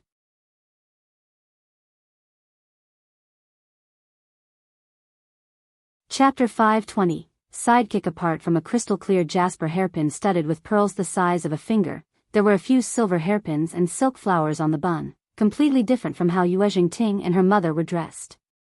Elder aunt, why didn't you buy some new dresses for Mrs. Xiao? She looks so shabby. Ms. Mi Jr. chuckled and added. Yeah, elder sister-in-law, if you didn't have time to arrange this small thing, you could have left it to me. I have many new clothes that aren't worn yet, which are still better than what she is wearing now. I can get someone to fetch them for Mrs. Xiao. This outfit on her looks very improper. People might think that you are looking down at your guest. Xiao Xian threw a strange look at Ms. Mi Jr., but said with a smile, Second Madam Yuezheng, I don't really get it. I am here as a guest, and I am wearing my own dress. Why is it related to aunt? I am not part of the Yuezheng family. Was she trying to make her into a laughing stock? Sorry, that would not work. We are from the countryside, and this is how we are dressed. Aunt gave a jade hairpin to me, but I still think it is too much.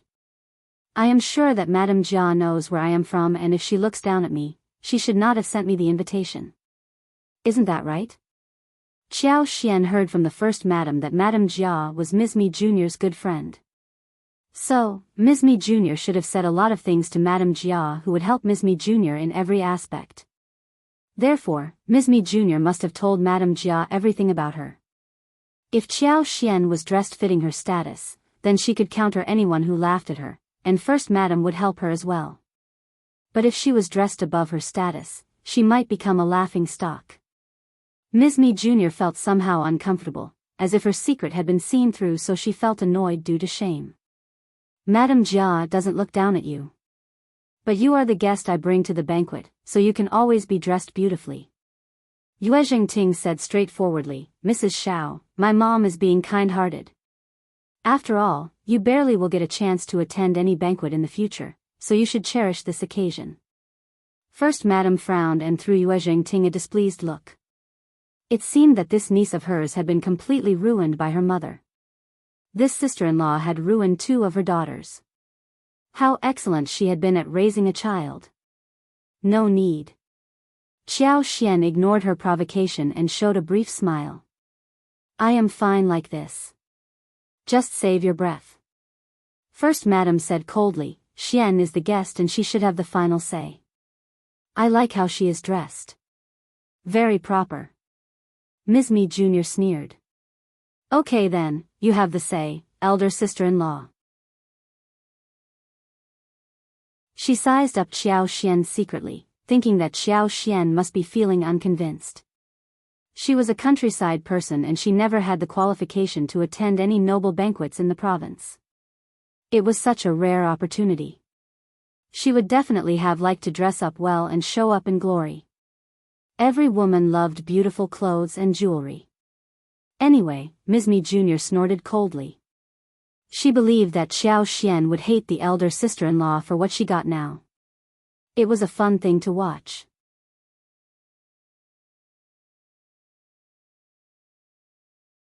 Chapter 521, Lipsticks. The four of them walked out together, accompanied by young and old maids, filling up 2 wagons. Many guests had already arrived by the time they reached the Jia family.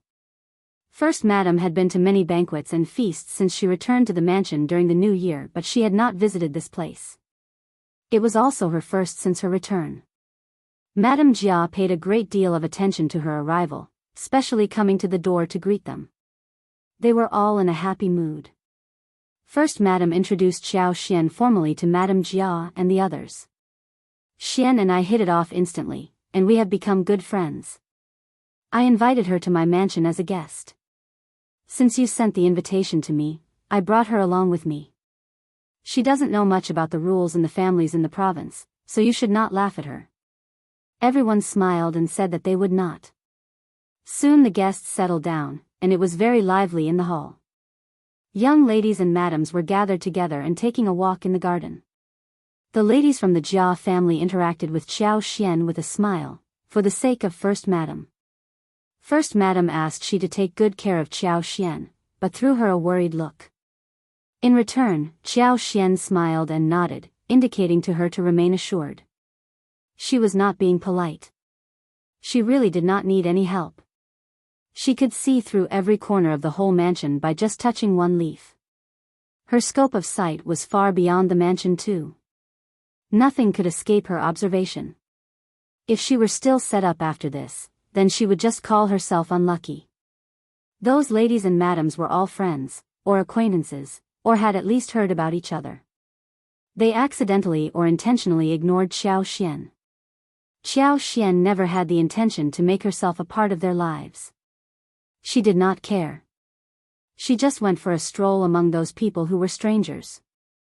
As she was about to take a seat in the pavilion, Xiao Xian heard them talking about lipsticks, which drew her attention. Yuezheng Ting became the center of attention of all the ladies and madams. Everyone seemed very earnest. Ting, the lipsticks are part of your family's stores, and you are always the first one to get the newest product. My nanny can't even manage to get one until a few days later, and has only managed to buy only 2 of them till now. Yeah, it is so difficult to buy. I heard that there will be some new colors like peach and apricot, is that true? Can you reserve 2 for me in each color? I want 2 as well, or even 1 is enough. Me too. My cousins in Jianghu love them, and they keep asking me to buy some. Ting, why not tell third brother that he can just sell the products to us, not to others? We can pay the same as others will. In fact, I can buy everything from his store. That is a wonderful idea. Me too. Me too. Xiao Xian was dumbfounded, and she could not help but smile. She felt very proud. Lipsticks were definitely a profitable venture. When she had enough labor and beeswax, she would make some more. She would also produce more colors to meet the market's demand.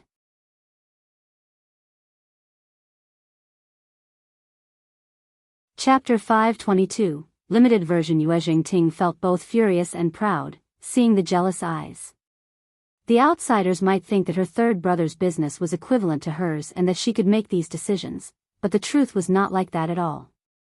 Her third brother did not want to give many to her, though the products cost so little. He did not share any extra ones ever. She and her mother just could not find out where he got the products from. She enjoyed being asked for a favor, but she could not do anything about the requests. Yuezheng Ting forced a smile. That is my third brother's business. He is very conservative and only sells them at the store, not in private. Lipsticks are rare and the amount is limited, and he needs the lipsticks to bring in more business for his store's other products.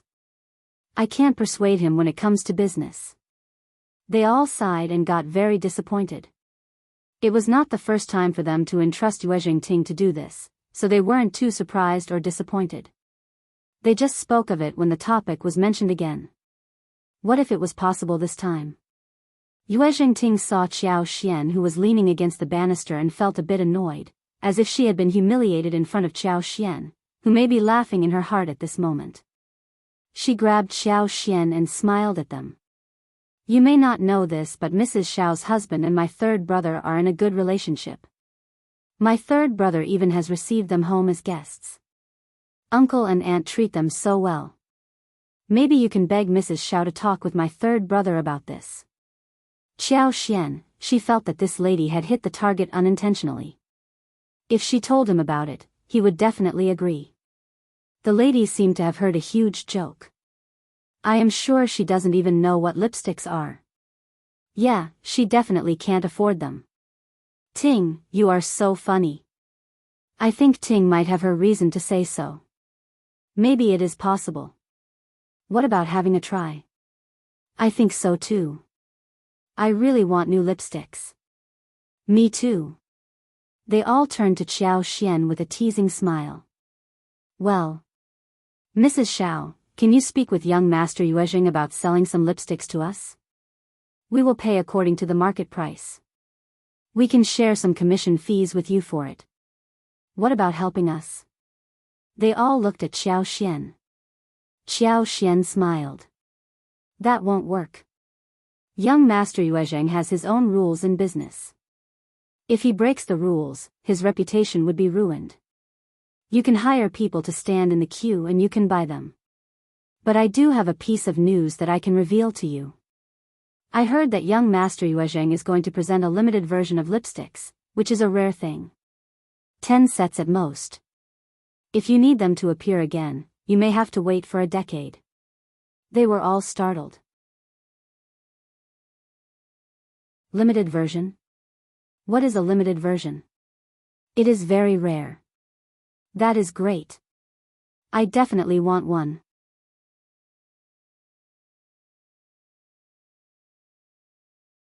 Chapter 523, Desire, Me Too. So only 10 sets of the limited version?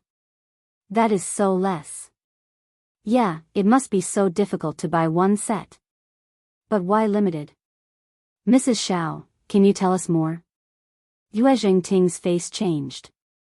She intended to bring Xianxia out to draw others' attention so they could ignore her and sneer at Xianxia instead, rather than let her be in the spotlight. But she attracted everyone's attention for real. That was not the plan.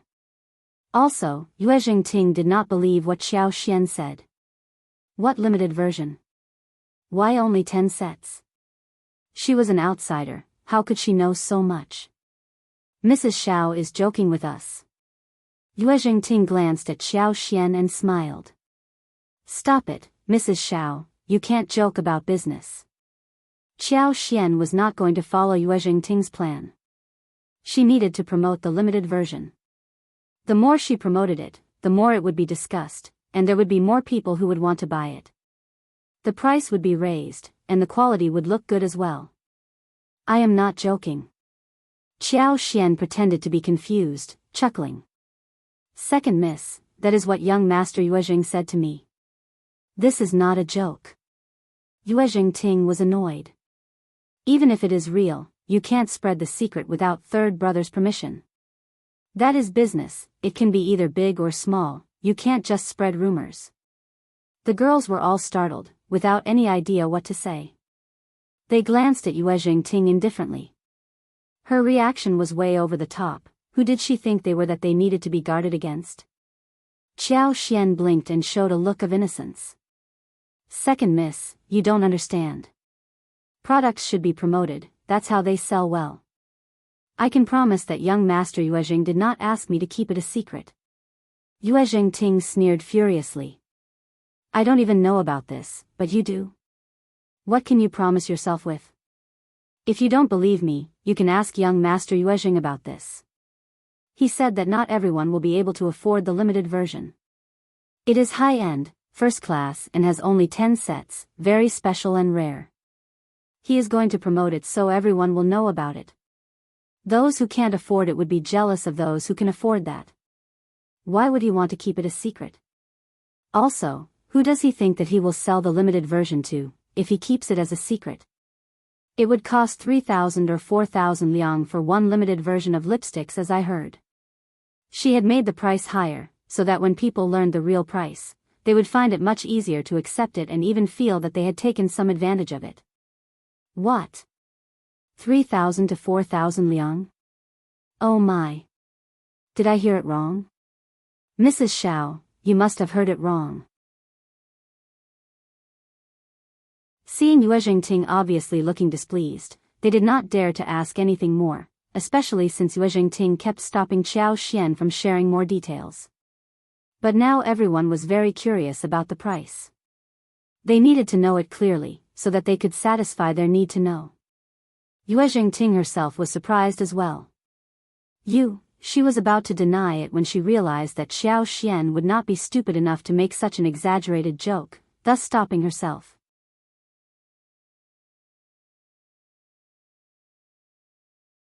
Chapter 524, Yuezheng Ting's anger. Xian explained with a smile. I am not mistaken. Please, listen to my explanation. She then told everyone about how the limited version worked. Everyone heard that the raw materials of this limited edition lipstick were carefully selected, and the essential oils extracted from flowers would also be added, and the production process was far more refined. Also, the lipstick tube was not only exquisite in materials, but also was inlaid with gold. Moreover, it was designed by a famous artist, all of which made their eyes brighten. No wonder it is so expensive. Yeah, the tube is costly, too. There are essential oils in it. That is very rare too. 12 beauty series, I really want a set so much. Me too. But I can't afford it. My mom won't buy one for me. I would like to have one for my dowry. I wonder if my parents would allow. But when will it be launched in the market? I can at least take a look at it. Yes, me too.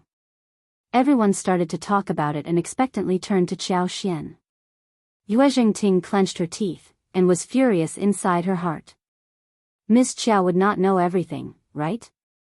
But Xian did know because Yuezheng Xiao was going to give her the first batch of tubes next month for this limited version. So, a month after that, she would be able to finish making them. 10 sets in total, with 5 sold separately, and the other 5 sets sold with 3 at one stage. Those who were willing to buy the new set next season could make reservations. So she smiled and answered. In a couple of months, rather within 2 months, it should be in the market. Then, you can all go and have a look at it.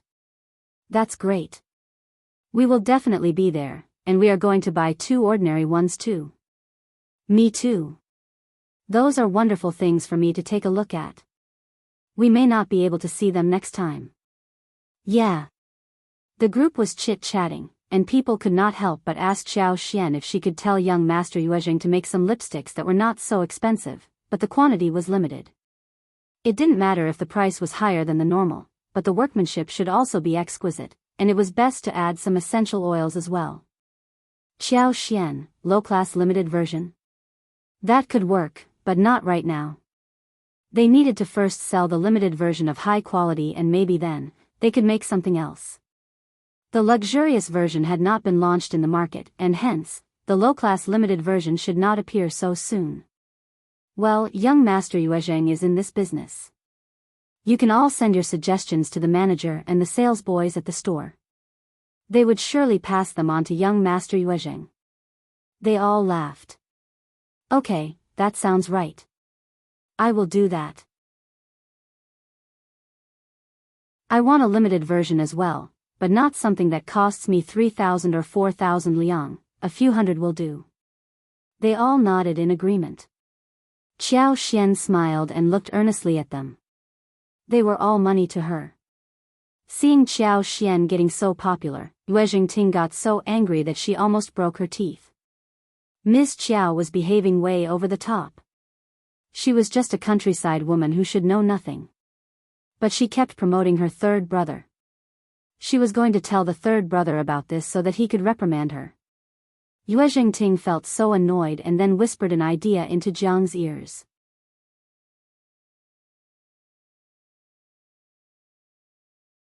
Chapter 525. Bad Intention. Jiang nodded and left in a hurry.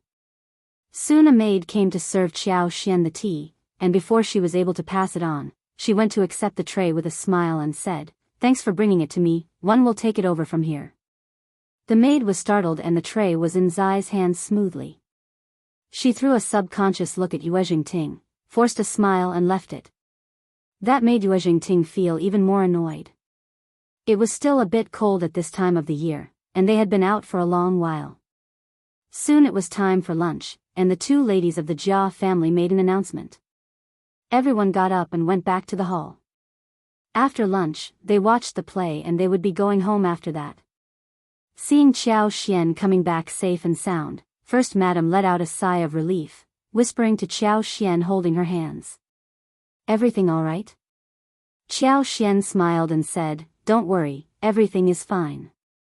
If something happens, do tell me about it. Don't put yourself in a distressing situation."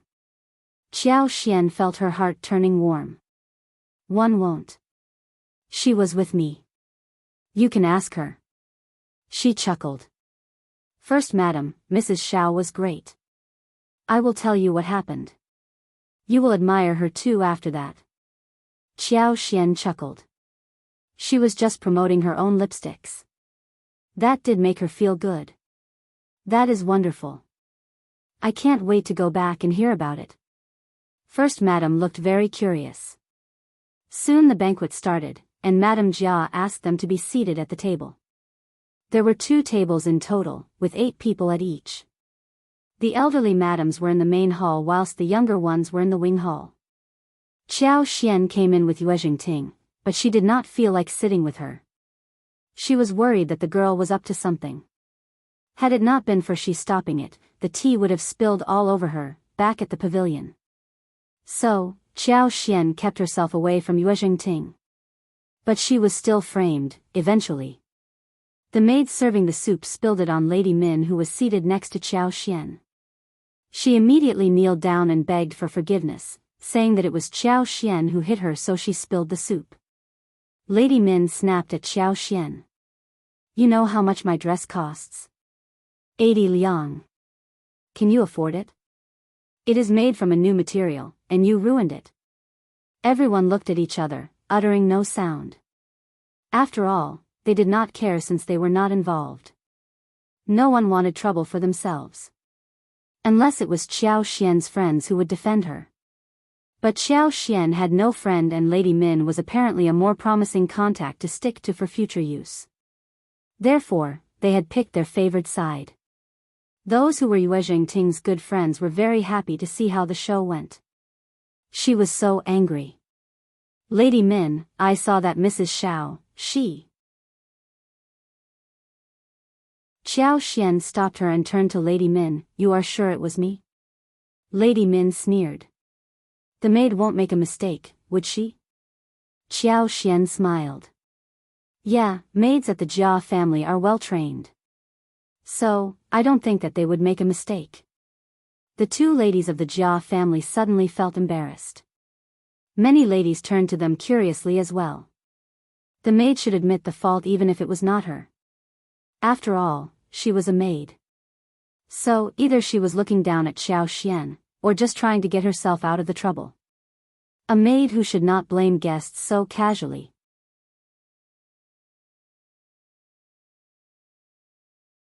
Chapter 526. Money and clothes. It meant that she must have been assigned to do this, and it must have been approved of by the ladies of the Jia family.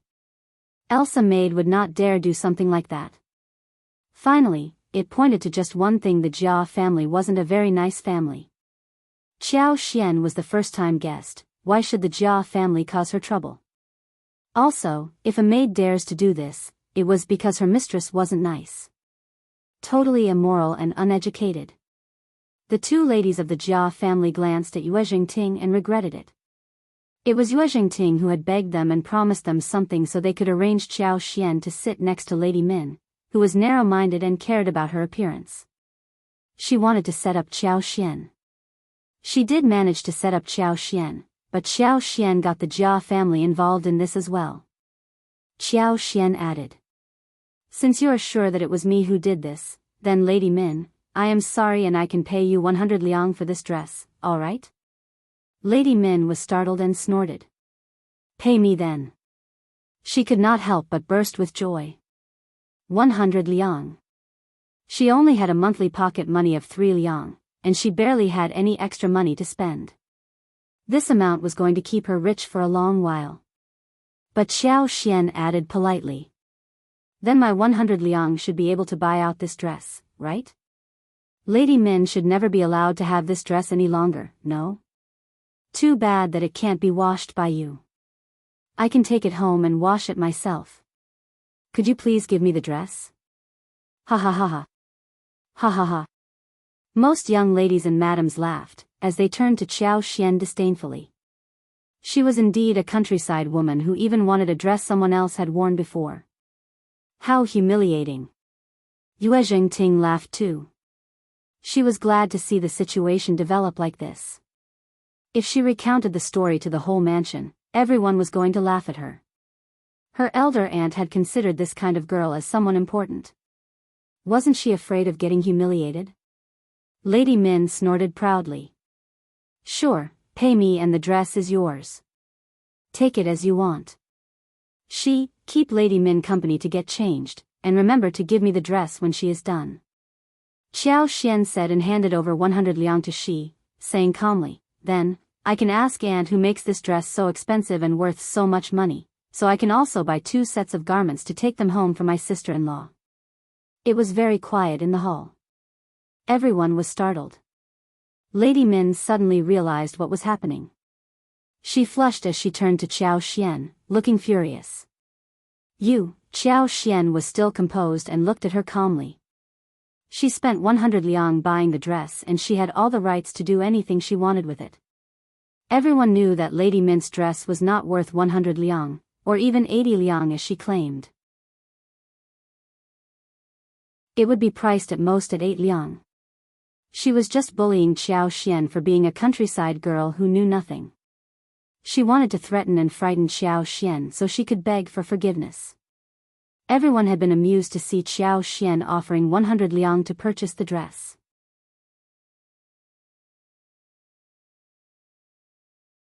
Chapter 527, Trap. It turned out that the joke was on them. As long as Xiao showed the dress to the first madam and told her that the dress was worth 80 liang and that she paid 100 liang for it, Lady Min would become famous for being greedy in the upper-class circle of the province. Moreover, the Min family would turn into a laughing stock. Lady Min was yet to be married, and no good family would want to have such a greedy and immoral person as their daughter-in-law. Everyone could not help but feel hair standing on the back. They could not help but feel fearful towards Xiao. They started to believe that Mrs. Xiao was not a stupid or ignorant countryside woman, and reminded themselves to stay modest rather than judging people by their looks, or belittling people. They might get themselves into trouble by doing so. Look at Lady Min, who had set a perfect example for them. She had dug a trap for herself to jump in. How horrible. Lady Nine was so furious, but she could not do anything else except to stutter. I am not selling this dress anymore. My bad luck. Okay, I don't want your compensation, not anymore. That is not good. I never owe people anything, especially if such a dress is worth 80 liang. I will feel so bad. You are open-minded, but I can't take advantage of you. If you don't want to sell it to me, one will have to turn to the seniors to help me with the persuasion. So, please reconsider if you are selling it or not. Go and see if aunt can join us for a while. I am sorry to trouble her. Yes, Mrs. Xiao.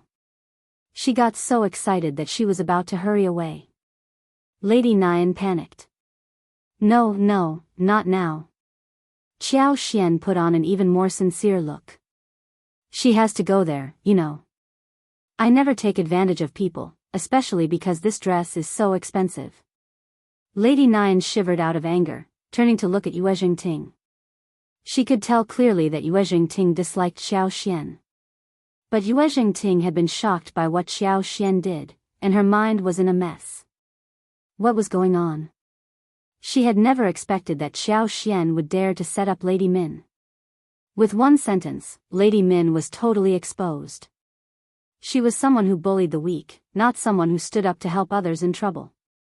Never. Therefore, she moved away, pretending as if she had never seen Lady Min's pleading eyes. Lady Min flushed and turned pale. She almost burst into tears.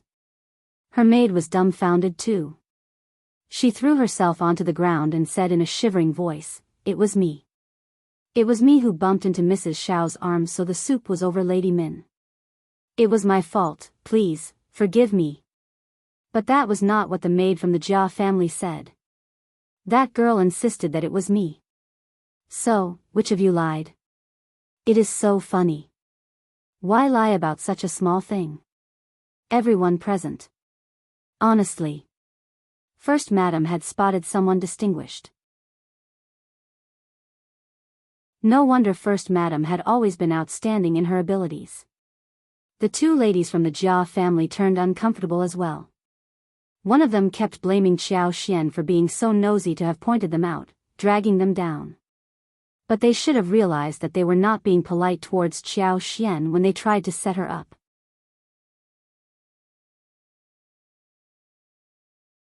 Chapter 528, Satisfied in that case, Xiao Xian did not care about their reputation either. Reputation was not given, but earned. When someone intentionally set up people, they deserve to be humiliated when countered back. If Xiao Xian saved the ladies of the Jia family, would they be grateful to her? No, they would just feel lucky that Xiao Xian never thought of them. Else, they might assume that Xiao Xian did not dare offend them. Xiao Xian did it only because she knew, above all, that the First Madam did not like the Jia family, who was a good friend with Ms. Mi Jr. Hence, she did not need to care about what First Madam would think about it. It is our fault. Ju totally misbehaved. The ladies of the Jia family reacted faster than Lady Min. They expressed apologies directly and ordered someone to get Ju in to make apologies. Ju turned totally pale and dumbfounded. But it was so normal that the maid became the scapegoat for her mistress. There was nothing she could do except to admit her mistake. She and Lady Min's maid admitted the mistake together. They bumped into Xiao Xian but did not dare to admit that in panic, thus accusing Mrs. Xiao of the wrongdoings. They received the mistress's punishment. Lady Min had not yet given an open punishment, but Ju was fined 2 months' salaries. They kept apologizing to Xiao Xian constantly. Xiao Xian had reached her purpose, thus she smiled, accepting the apology. Some ladies started to feel that Lady Min and the Jia family were annoying. Luckily Mrs. Xiao was smart, so she revealed the conspiracy, otherwise she would have been totally misjudged. What was the Jia family doing? Anyone at the door was a guest who should be received well. Lady Min was even worse. Was she so in need of money that she was resorting to blackmailing? The two maids admitted the mistake, but everyone was aware that they were simply scapegoats for their mistresses, covering them up so they would not be exposed. Lady Min was completely embarrassed, so she left, saying that she did not feel well. The two ladies of the Jia family could not leave, but pretended as if they were innocent and continued to receive guests. But no one was interested in eating any longer. They pretended as if they were full and left as well. Same for Xiao Xian. They were just about to walk to the main hall when Yuezheng Ting came in front of Xiao Xian and faced her. She sneered. Happy now? The banquet has been ruined by you? Why do you say that? I didn't spill the soup and it was not me who caused the trouble either. Why are you accusing me then? How about saying that out loud so we can talk about this in front of everyone? Yuezheng Ting got so angry that she was stuck speechless. She snorted and looked deeply into her eyes. I never expected that you are so clever and full of tricks. I have misjudged you.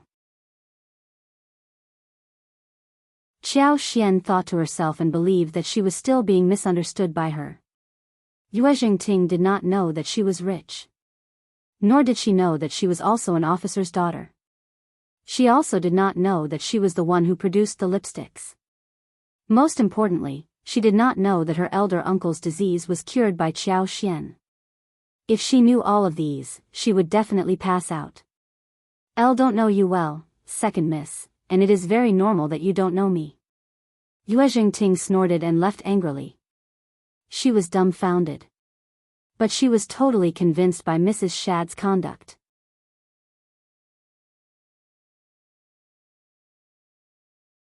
Chapter 529. Reasonable. She thought to herself that no wonder First Madam liked this girl. She was very different from the others. What happened at the hall had reached the other side of the mansion by this point. Lady Nian's mother had to leave with her, when she insisted. First Madam took hold of Qiao Xian's hands, asking concernedly. "Xian, are you all right?" First Madam asked in front of everyone present rather than secretively. A few ladies who had tried to defend Lady Min against Qiao Xian were stuck speechless. Qiao Xian felt her heart turning warm. She chuckled and shook her head. "Thanks, Aunt, I am well. Also, we have sorted everything out." Ms. Mi Jr. sneered. "There is a saying, you should forgive when you be forgiven.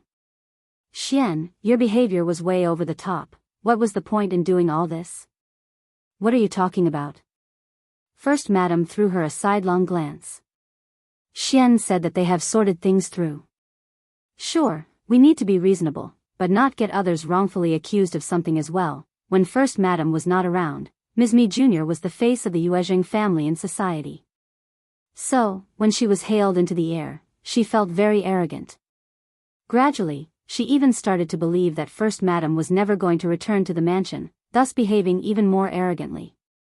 Now when she was lectured by First Madam in front of everyone, she felt both ashamed and annoyed. She said sarcastically, "Madame Jia is a good friend of our family, so she doesn't mind. But no one else would like to befriend such a girl who just causes trouble at a banquet. Why couldn't they just deal with the matter privately, rather than cause a scene in public? We don't belong to the same category." That was the basic rule in the upper-class circle. Second Madame Yuezheng. Qiao Xian said, "If someone's maids wrongfully accuse the guest, I would not want to mingle with such a family either. I was lucky today to clear my name. If I failed to gain justice, I would have been blamed and Aunt would have been humiliated as well. That would make me feel very guilty." "Are you countering me?" Ms. Mi Jr. snapped at her. "Sister-in-law." First Madam said coldly, "Xian is talking sense. As per you, you can accuse her of something but she can't defend herself? Anyways, whatever else you have to say, tell me when we reach back home." It was very quiet in the hall. First Madam simply could not stand this sister-in-law of hers. During the past few years, this sister-in-law kept saying bad things about First Madam and her family, which had reached First Madam's ears too.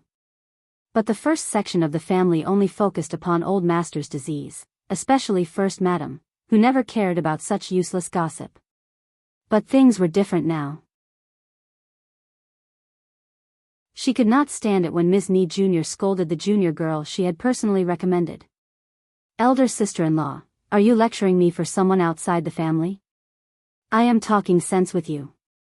You can defend yourself if I am wrong. 1 am not putting any pressure on you or stopping you from defending yourself." Ms. Mi Jr. could not defend herself.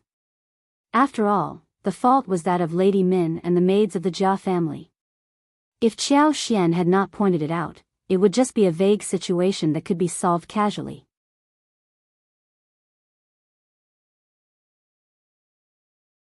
Chapter 530. Abilities. Unfortunately, the method in which she tried to cause trouble failed completely. Ms. Mi Jr. was jealous that Qiao Xian escaped and hence, tried to lecture her as a senior. But Qiao Xian did allow that to happen and she was sheltered by the First Madam, so Ms. Mi Jr. kept running into bad luck. Madame Jia felt bitterness filling up her heart seeing Ms. Mi Jr. getting humiliated. She smiled and stepped forward. "It was the maid's fault, and also my fault for not teaching them well. Mrs. Xiao is innocent, and Ms. Mi Jr. was just being kind. It is my fault, totally, for causing this small problem. Oh yes, the play is on, let's go and watch the play." The other ladies let out a sigh of relief and nodded with a smile. First Madam threw a small look at Ms. Mi Jr., and said to Xianxia softly, "How about watching the play? If you want to leave for home, we can do that as well." First Madam had understood clearly what real affection was. Apart from some close friends and relatives, the others had turned to the second section of the family when they found that the first section of the family wasn't doing well. She had not thought about this before, but now she realized that this attitude made her feel emotional. Even if she was not friendly to them, so what? They had to suck up to her anyway. She was capable enough to be sucked up to. She was the first madam of the Yuezheng family, and they needed to be polite to her, not vice versa. Xianxia shook her head with a smile. "It is okay, Aunt, let's watch the play. She did not do anything wrong. Why should she leave now?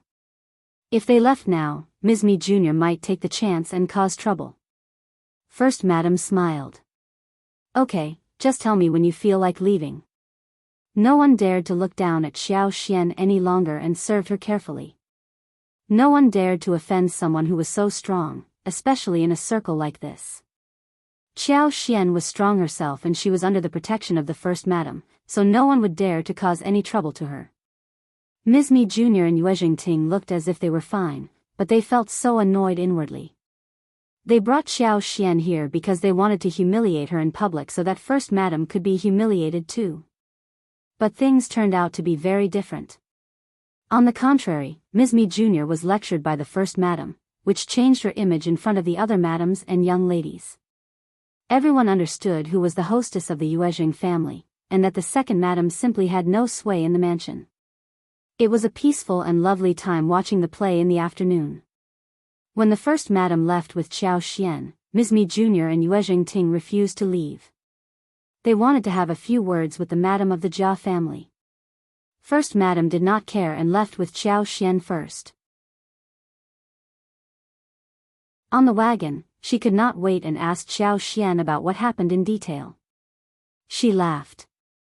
"First Madam, let me tell you the story." She added a lot of details and moves as she recounted the incident, amusing First Madam. Good, good. That was exactly what you should do."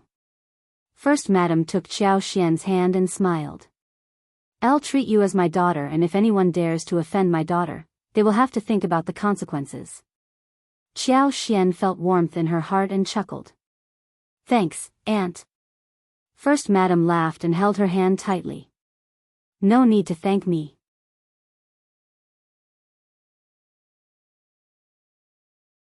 Chapter 531, Limited Version. Xiaoxian and Xiao Yunduan were going back the day after tomorrow, so First Madam asked Yuezheng Xiao to get the wagon ready to drive them back, as well as the laborers whom they had bought. She had the presents ready too, such as the lotus roots and water chestnuts. Yuezheng Xiao nodded with a smile, and asked his servants to do the preparations. He gave one batch of plain version of lipsticks boxes to Xiaoxian, and he would deliver the limited version to her personally, when they were ready. While they were talking, Xiaoxian and Xiao Yunduan understood that after 2 weeks, Yuezheng was going to head northwest with goods. So, they were all busy at the Yuezheng mansion these days. They prepared and counted the goods, prepared the convoy, and finally determined the treasurers and guards to follow. They checked and visited their families to see if everything was normal, and relocated their families, etc. These things were cumbersome and there were too many matters to deal with. Though they were not difficult, it could take a lot of time to straighten things out. As they were chatting, the chief manager and the deputy manager came over to pass on the message. The couple decided to leave, but Yuezheng Xiao smiled. "They must be talking about the tea business. You should stay because we may need your help with it." Yuezheng nodded with a smile too. True. The two managers were a little surprised, but they understood that these were the new suppliers for tea, thus saying nothing. But what they did not know was that Xiaoxian and Xiao Yunduan were not ordinary suppliers. They were going to supply them with the most cherished tea and bring many profits to the tea business of the Yuezheng family. The tea business comprised more than 1/3 of the entire business of the family. The two managers wanted to check how much tea leaves they should take along to the northwest. They had a lot with them, but the leaves turned rotten halfway. The Yuezheng family always stuck to reputation, and they would not process the rotten ones and pretend that they were new. So, they had to cast them aside. Therefore, the actual profits were very less with time and energy as well as other costs counted. They needed to earn 60% or more, so that people could be motivated to work harder. 20% of the profits could be earned even by small businesses. After all, merchants were far away from their relatives' hometown and traveled 2,000 to 3,000 miles or even farther. One could imagine how hard it was. All kinds of accidents and emergencies would occur on the way, so if they could not earn much, who would want to join them? The two managers meant that the weather wasn't good and there was a lot of rain, so the tea leaves would not be easily preserved. They suggested cutting the volume down so the goods would not be affected by the weather. If the rain kept pouring down, the goods would be destroyed again. It would take a few months for the round trip to be completed. If the profits could not be earned, things would look bad. Yuezheng was silent. The tea of the Yuezheng family was supposed to be sold to the nomadic tribes outside the pass.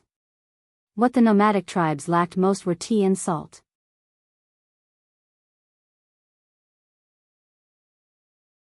Chapter 532.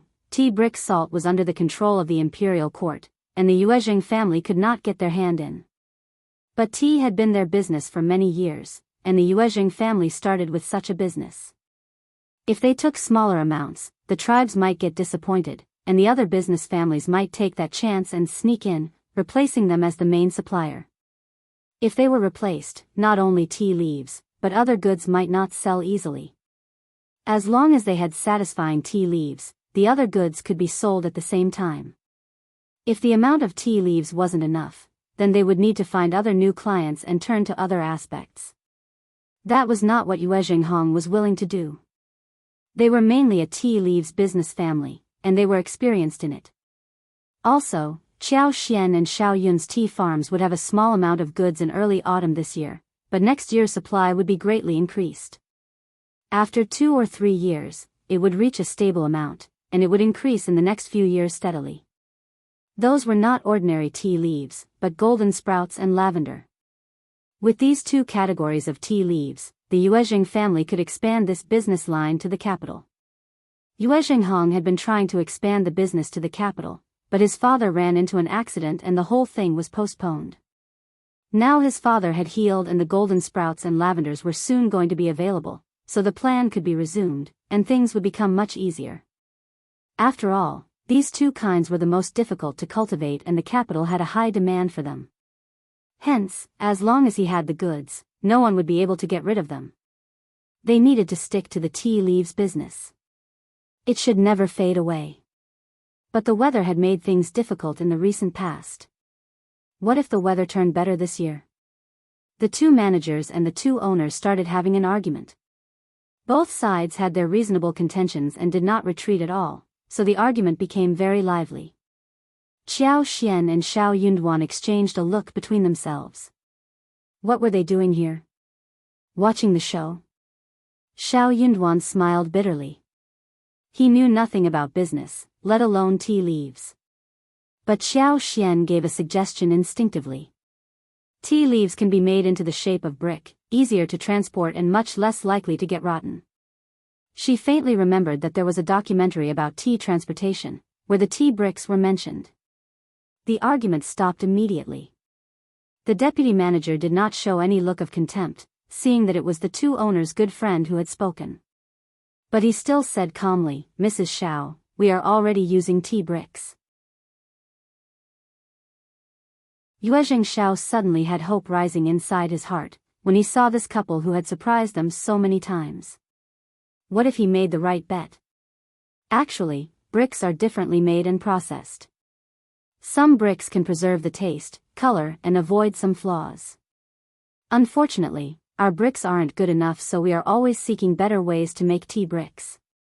But it is never easy. Xiaoxian thought of the system in space. She felt like giving it a try. She thought for a while and said, "One seemed to remember having read something about craftsmanship of tea bricks making. I will try to recall those things and write them down for you. Maybe it will be of some help." They were all startled.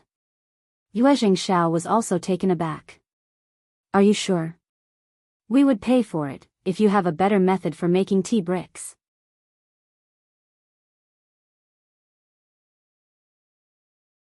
Chapter 533, Try out. Yuezheng nodded as well. But the two managers were dumbfounded, falling into speechlessness. What were these two owners doing? Did they really take what Mrs. Xiao said so seriously? The craftsmanship of such exquisite skill should be concealed in secret, and Mrs. Xiao would not just reveal that to them so casually. She must be joking. They would have mocked her but for the presence of these two young masters.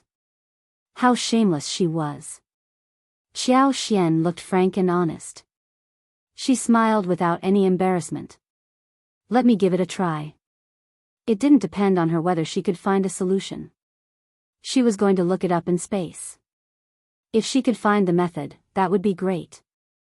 If not, then there was nothing else she could do. Yuezheng Xiao had a lot of confidence in her. He nodded as if he already had received the method. Okay, please have a try. It doesn't matter if you can remember anything. Don't be stressed. I am sure you can figure it out. Xianxia. She could not make a promise till the time she didn't check it in her space. Soon, Xianxia did find the chance to enter the space and the room, where she carefully searched the process for tea craftsmanship. To her surprise, she actually found one. Xianxia read it carefully and bore the contents in her mind. She could easily remember the words since what she found here was connected to her consciousness. Later, Xianxia slightly changed the method of narration and made a few changes in the details with the core contents remaining intact. Soon, a plan of tea brick manufacturing was formed. Yuezheng helped her write them down as Xianxia stumbled with her words. Yuezheng did not know much about the tea bricks, but when he wrote the method down, he could not help but admire his wife. His instinct told him that this was really excellent. Every step was filled with characteristics as well as the items that they needed to watch out for. Yuezheng read the paper carefully and gave an admiring look to his wife. You had all of these in mind? Xianxia thought for a while and shook her head. Not all. Some of them are my ideas, not everything is from a book. I just figured it out myself. No book would have a complete methodology of any craftsmanship, and Xianxia could not find such an excuse. Yuezheng. Xianxia burst into laughter seeing her husband's surprise on her face. As for tea, in fact, the preservation is quite easy. I can figure it out from what I read. Apart from reading miscellaneous books, I also like to think about it when I have nothing to do. Many things here are what I inferred myself. I don't know if it's right or not. But the masters who make tea bricks have rich experience, they will know after trying it. Yuezheng said, You are right. Xianxia chuckled and nodded. The two of them smiled at each other. When handing over the paper to Yuezheng Yuezheng euphemistically mentioned how it came about, so that Yuezheng and the tea brick makers would understand it well, and won't land in trouble by blindly following the instructions. They were supposed to think more about it themselves when they were trying it out for the first time.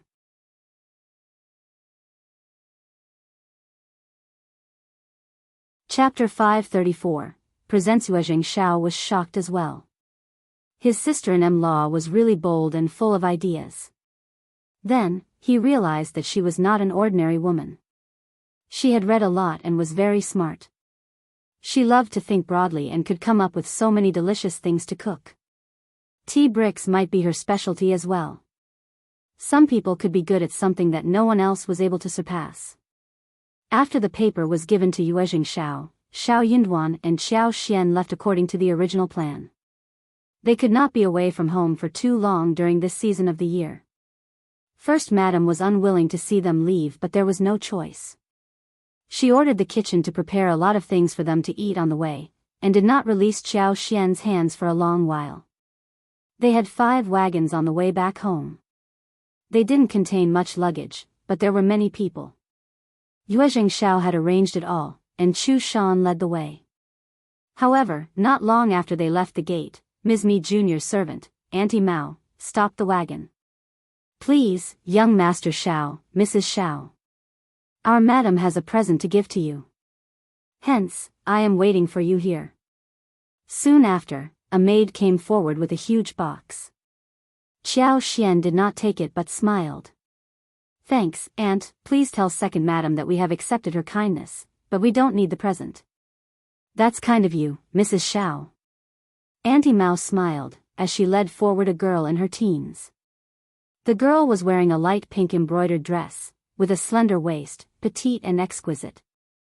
She had charming and beautiful facial features, especially a pair of eyes, which were particularly enticing. Auntie Mao led her forward. The girl threw a glance at Xiao Yunduan, then she lowered her head, showing a snowy white neck and beautiful face, looking rather attractive. Xiao Xian, she understood what was going on. Xiao Xian suddenly felt uncomfortable, very uncomfortable. She threw a look at Xiao Yunduan and sneered, waiting for Auntie Mao to make her speech. "Young Master Xiao." Auntie Mao smiled. "This is Li Yun, a present our second madam gave to young Master Xiao so that you can study well. You need to have a smart maid next to you, right? Please, accept it, young Master Xiao." Li Yun put on an even more bashful posture and bowed at Xiao Yunduan. "Greetings, young master." Auntie Mao smiled.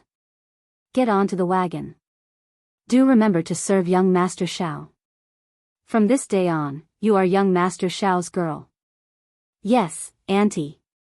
The whole scene made Xiao Yunduan, Xiao Xian and Chu Shan turn dumbfounded. Auntie Mao did not think that Xiao Yunduan would turn her down.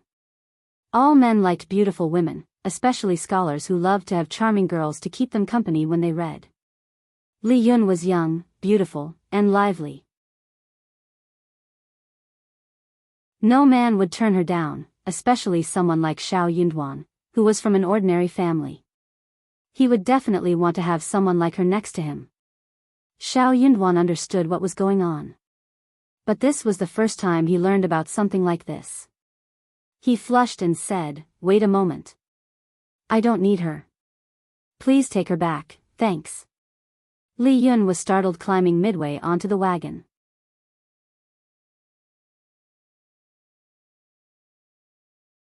Chapter 535, for Aunt Li Yun was startled, and so was Auntie Mao. "What did you just say, young Master Xiao? He did not want a beautiful girl for free?" Pressing down the anger, Xiao Yunduan repeated word by word. "Elle just said, take her away." "What? Young master." Li Yun looked up at Xiao Yunduan innocently. "What is wrong with me?" "Everything." Xiao Yunduan answered coldly. "Chu Shan, let's leave now." With that Xiao Yunduan put down the curtain, and his handsome face was stiff. Chu Shan, who had been panicking anxiously, got really happy seeing people from the second section of the family get humiliated. "Yes, young Master Xiao." "Auntie Mao, make way please." "Young Master Xiao." Auntie Mao could not hide her anger. She stopped the wagon and said with displeasure, "Second Madam Yuezheng is giving you a present out of kindness, young Master Xiao, but you are turning her down. Honestly, young Master Xiao, you are a guest to our mansion." Was he daring to humiliate the madam from the Yuezheng family? His face was stern, and without lifting the drapery, he said in a cold voice, "That has nothing to do with second Madam Yuezheng." He was not relying on Ms. Mi Jr., and he was not threatened by a servant. Honestly, the Yuezheng family needed his family's help, to be precise, his wife's help. Xiao Yunduan never felt that he was under shadow when his wife was more capable than he was. Instead, he felt really proud.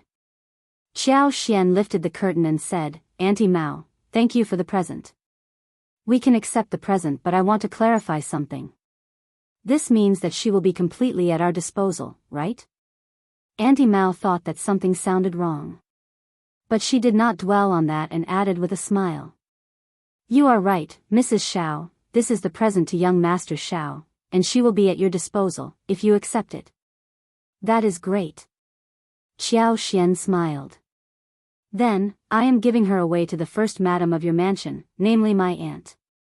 "Auntie Mao, Kindly send her and the contract to my aunt so she can be pleased.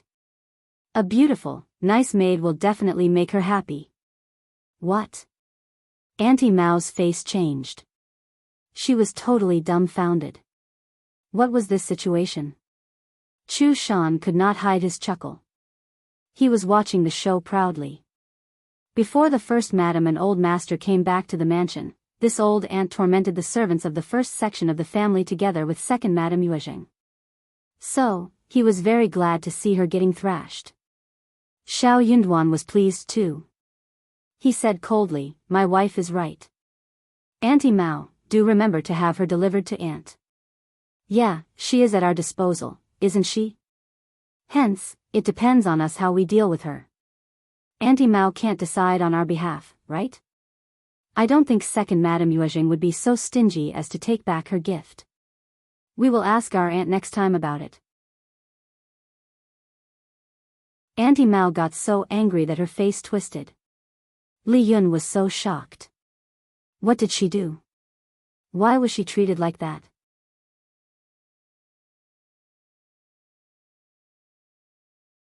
Chapter 536, Ignored Problem. Chu Shan added with a smile.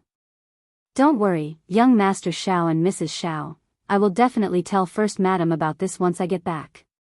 First Madam doesn't lack servants, but since this is a present from you, Mrs. Xiao, First Madam will surely love it. I would be glad if Aunt liked it." "Thanks, Chu Shan. This is what I should do." Auntie Mao shivered from head to foot. She almost passed out due to short breath. What a bully. How could the situation become like that? Xiao Xian threw a sidelong look at her, smiling. "Auntie Mao, anything more you want to tell me? If not, please move away. We are heading home now." Auntie Mao spat on the ground seeing them leave. She snapped. "What the hell, these impolite people. They have ruined second Madam Yuezheng's present." Li Yun turned really anxious. She asked in a small voice after a long while. "Auntie Mao, then I will." Auntie Mao glared at her. "What will you do? Serve First Madam?" "No, no." Li Yun shook her head anxiously. "I don't want to. Please, save me." She had heard what First Madam was like. She would not dare to work for First Madam, under such circumstances. Auntie Mao snorted. "We are going back to report this to Second Madam. She has her own idea. How dare you beg me for help? You are totally useless." Xiao Yunduan would have accepted her if she had been useful. Li Yun kept her head lowered, not daring to utter a sound. She had not expected that a countryside man would turn down a beautiful girl like her to become his concubine. She did not like Xiao Yunduan, but second Madam Yuezheng said that he was rich and could become an officer in the future, thus successfully convincing her. Eventually she was looked down upon.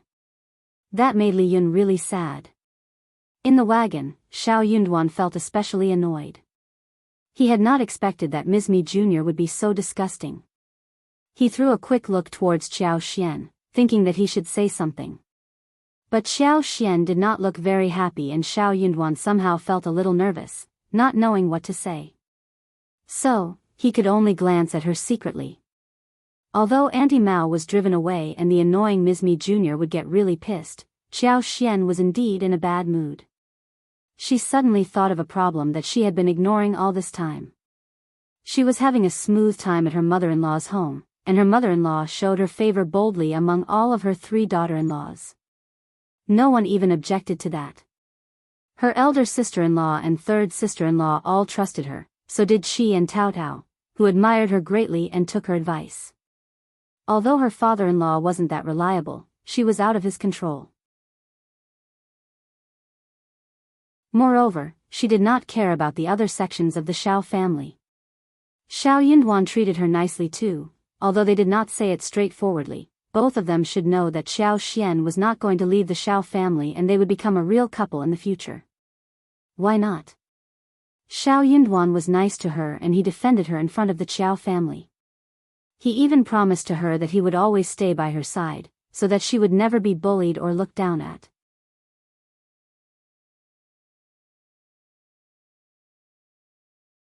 Chapter 537, Unpleasantness. He had encouraged her to do business, to open a tea business, rather than restrict her by telling her that she should just obey her husband.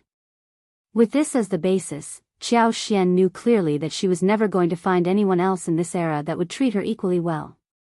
Also, after spending much time with him, she had gradually started to like him. She could not find anyone else like this if she left them. But she suddenly realized one thing, the issue of wife and concubine. She had been carefree and busy making food and money because she never had the concept of this problem. After all, she was not originally born in this era. But now, this issue suddenly happened. In this era, rich men often had concubines, more than one. As long as he could afford them, he would have 3 or 4 concubines, or 3 or 4 maids as well as some sweethearts outside home. As long as a man wanted it. Xiao Yunduan turned down Ms. Li Yun given by Ms. Mi Jr., but what about later? Xiao Yunduan was a smart guy. Ms. Mi Jr. was up to no good, and he was not originally from a rich family, so before he became the officer, he would not accept the girl. What about later? Many people became arrogant and conceited after they were appointed as an officer. It was a fact. People changed. They were true-hearted when the conditions were the same, but who knew whether they would still remain the same when conditions changed? Maybe Xianxia had to accept his concubine being his wife. Else she would just be labeled unvirtuous, and blamed by her mother-in-law, and by those from the Xiao family, friends and relatives. She did not care about the reputation. But she did not want to deal with such accusations. She did not want to be blamed by others or let such things ruin her day. Also, what if Xiao Yunduan himself wanted to have concubines? She could not drive them away by threatening him.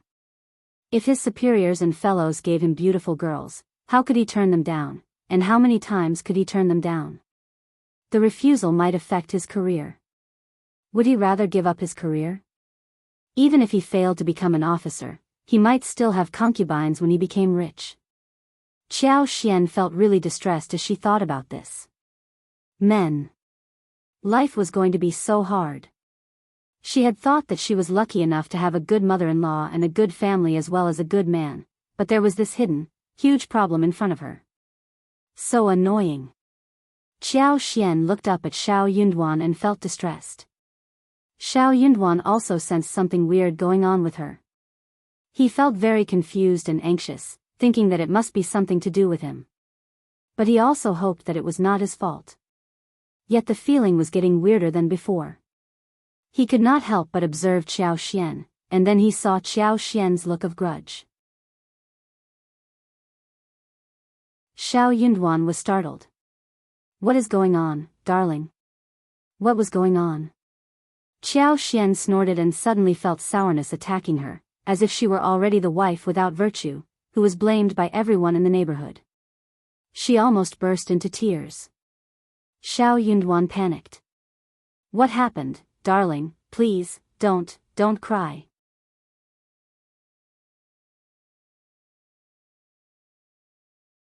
Chapter 538, Advanced Scholar. I am not crying. You are crying. Xiao Yunduan panicked. He said, my fault, definitely my fault. Of course it's your fault. Men are not good. Xiao Yunduan. Xiao Yunduan had no idea what happened. But he knew that his wife was not happy at the moment, which made him feel concerned.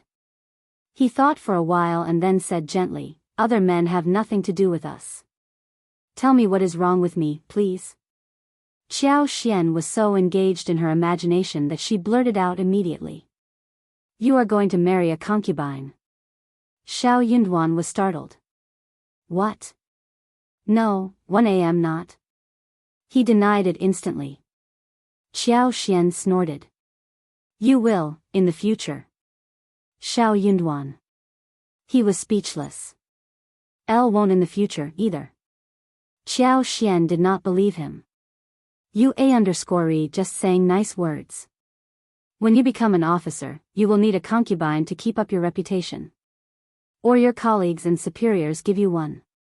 You will need to accept them in case you offend them. Or your family will want you to have many children. The more she thought about this, the sadder she became. She believed that he had many reasons to accept concubines, but none to turn down one. Xiao Yunduan was startled. Xiao Xian's heart sank as she saw his reaction. She was so sad when she said, "Anyway, I don't care, we are." Xiao Yunduan covered her mouth before she finished her words. Xiao Xian glared at him furiously. He was gagging her. "I won't have any concubines." Xiao Yunduan sighed. "I don't have any now. Nor will I have any in the future." Noble and rich people had this custom, but he did not. Why did he need a concubine? He liked Xiao Xian and he could not imagine that he would be close to anyone else. He was not used to being with anyone else. And she did not like it either. Xiao Yunduan did not think Xiao Xian's concern was wrong. Instead, he felt more worried about her. She was born a concubine's daughter, thus hoping that he would not have any concubines. Feeling pity for her, Xiao Yunduan added, "One will treat you well." Xiao Xian was dumbfounded. She just realized that she had lost her temper for no reason. She suddenly felt a little guilty and embarrassed. Was he telling the truth? Is that true? Of course. If you ever lie, Elle won't. What if Elle won't? Then we will talk about this later. Xiao Yunduan swallowed down all the promises he was about to make. She did not need big promises. She needed to see what he did to her. Xiao Yunduan told himself inwardly that he was going to behave well. He was not going to give her a chance to leave. But Xiao Yunduan was laughing bitterly. He thought that if he became the recommended man, then he could possibly finally confess his feelings towards her. Now it seemed that she could only accept him after he became the advanced scholar and assure her that he would never have a concubine. Xiao Yunduan promised to himself that he was definitely going to become an advanced scholar. Only then would he be able to have her for real by his side.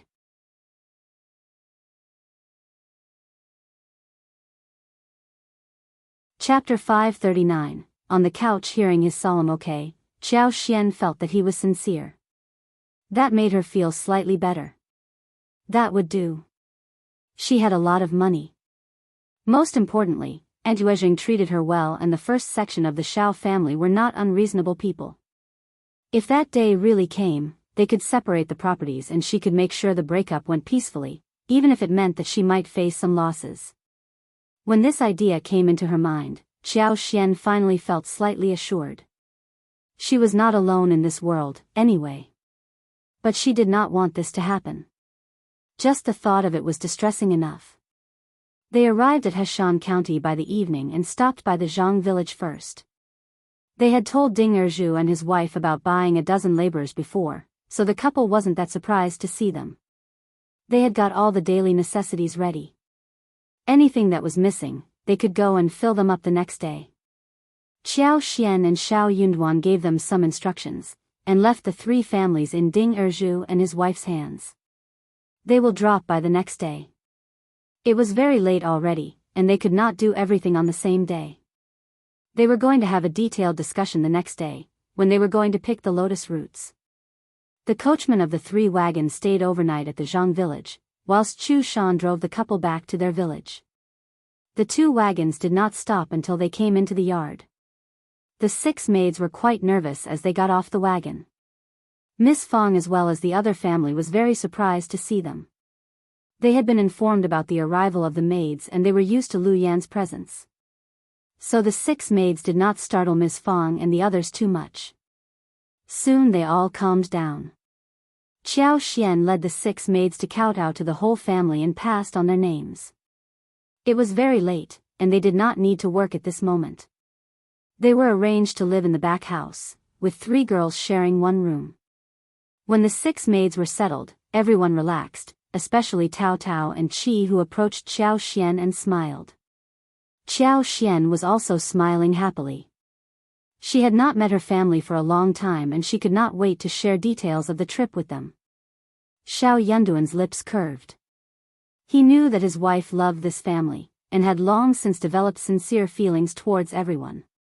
So, He was going to do his best to keep her here. It had been a long day. After dinner and a simple wash, Xiao Xian and Xiao Yunduan returned to their room for rest. Only then did Xiao Xian notice something strange. She and Xiao Yunduan had been sharing the same bed and pillow for a long while now. Also under the same cover, that was too flirty. They did not have much space in the past, so they had to bear the limited conditions. But things were different after shifting here. They had so many spacious yards and rooms, and even the yard they were living in had wing rooms. So, Xiao Xian could live in whichever room she wanted. No one would know that they were not sharing the same bed. Xiao Xian suddenly felt a little annoyed, especially after she was irritated today. Well, you can take the bedroom. I will move into the east wing room. Xiao Yunduan looked up at her, deep into her eyes but sensed no emotions. Xiao Xian felt slightly uncomfortable. She moved her eyes away, avoiding his look. But, Elle will take the couch. Xiao Yunduan threw a look at the couch placed against the wall.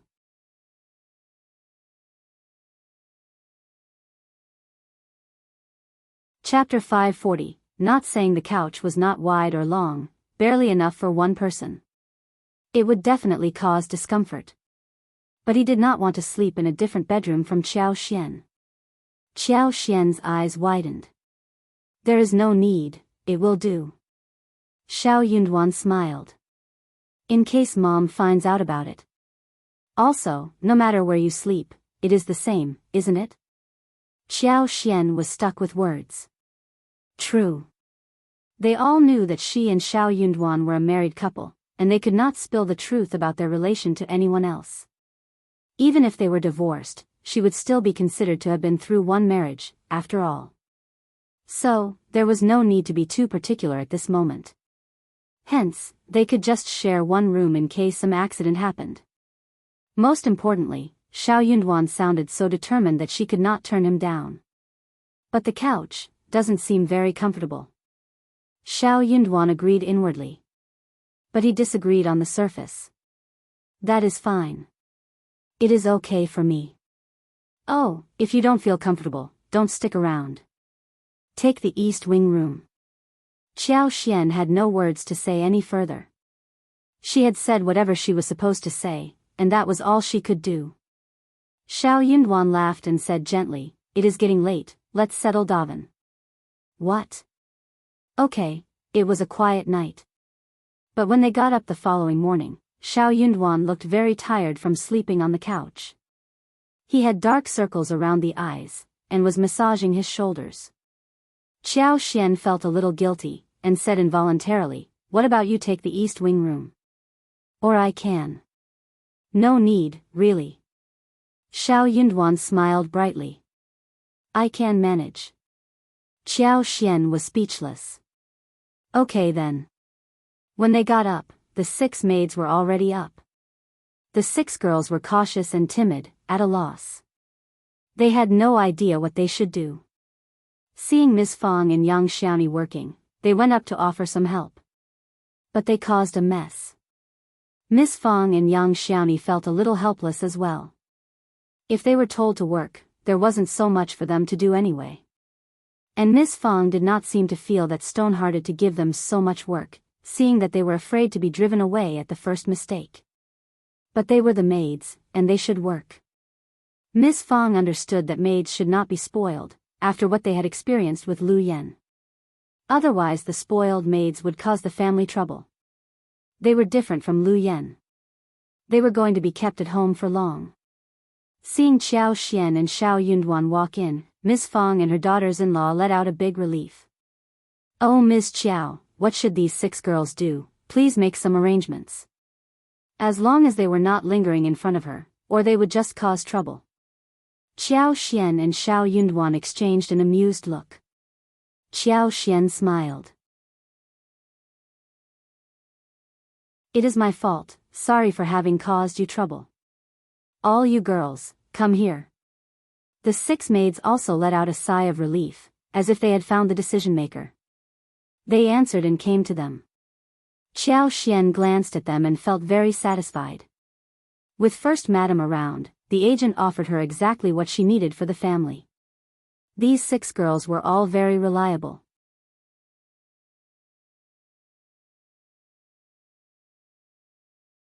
Chapter 541, Fear and Respect. The agent had recommended 10 people, and she picked 6 out of them. All of them seemed like the right choice at that time. Actually, it did not matter if they were wrong choices, either. If they found that any of the maids were like how Lu Yan was in her initial stage, when she did not do any housework, Xian would still not worry too much. She could just sell them and find better ones. Xian had already told them what they should do. She did not need to give them any lecture. She only summoned Tao and Qi, who came to her side. Your 5th brother will be heading into town today with me and we will buy some mutton. Let's eat mutton kebabs tonight. How does that sound? Tao and Qi's eyes started sparkling. They nodded constantly. Yeah, okay. There is not much chili powder and pepper powder at home, we will grind some more today. By the way, grind some dried ginger powder, cumin, and cloves, too. Xian smiled and said, You lead Chunyu and Chuanfen to the bamboo forest to cut bamboo, and let them chop them into kebab sticks after cutting the bamboo. Each of them will cut 20 pieces. You take them there, tell them how to cut it, and let them do the rest. Qi and Tao were a little confused. They were fast and they could do everything flexibly.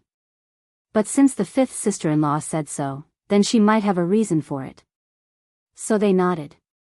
Then Xian said to the 6 maids, Heard that? Each person cuts 20 pieces, and holds the cut ones in hands, don't confuse them with others. I will check them when I come back. The 6 maids nodded. Xian added. Our family doesn't have much housework, and my mother and sister-in-law do the work by themselves on weekdays. As for you, you just need to help. In this way, 6 of you will work in 3 shifts, 2 in 1 shift, and 1 shift a day to help with the work. Those who are not on duty can go back to the house to rest or do needlework. If there is something to do, whoever is called will go. The 6 maids nodded again. It seemed like a proper arrangement. The 6 maids felt assured and did not think that it would be messy as before. They were not the type who wanted to serve masters or madams in high-ranking families so that they could become excellent maids in the future. After Xian bought them, they could tell what their new mistress and master were like, after living in the province as well as experiencing the trip on the way home. They felt lucky that they had a great mistress who was neither stingy nor strict, nor throwing temper at her will, and who offered them much food and clothes generously. Most importantly, though they did not dare to peep at the encounter between Auntie Mao and Xiao as well as Xiao Yunduan, they heard everything clearly. Their mistress and master were nice and treated them well, but they were definitely not weak. So, the maids respected and admired them, and they would not cause any trouble. Even though they might have had some strange idea before, the idea was long gone. Qi and Tao led Chunyun and the maids to chop bamboo. After that, they were offered breakfast, before going to chop them further into pieces. The brother and sister were drooling for the oily and tasty mutton kebabs. With 6 more maids at home, the breakfast portion needed to increase. Xian said to Ms. Fong with a smile, Mom, if you make steamed buns, porridge, and noodles at home, let them eat it. For daily cooking, let them cook 2 dishes and 1 soup. Fry 2 dishes but let the quantity be more than usual, and serve them in another bowl.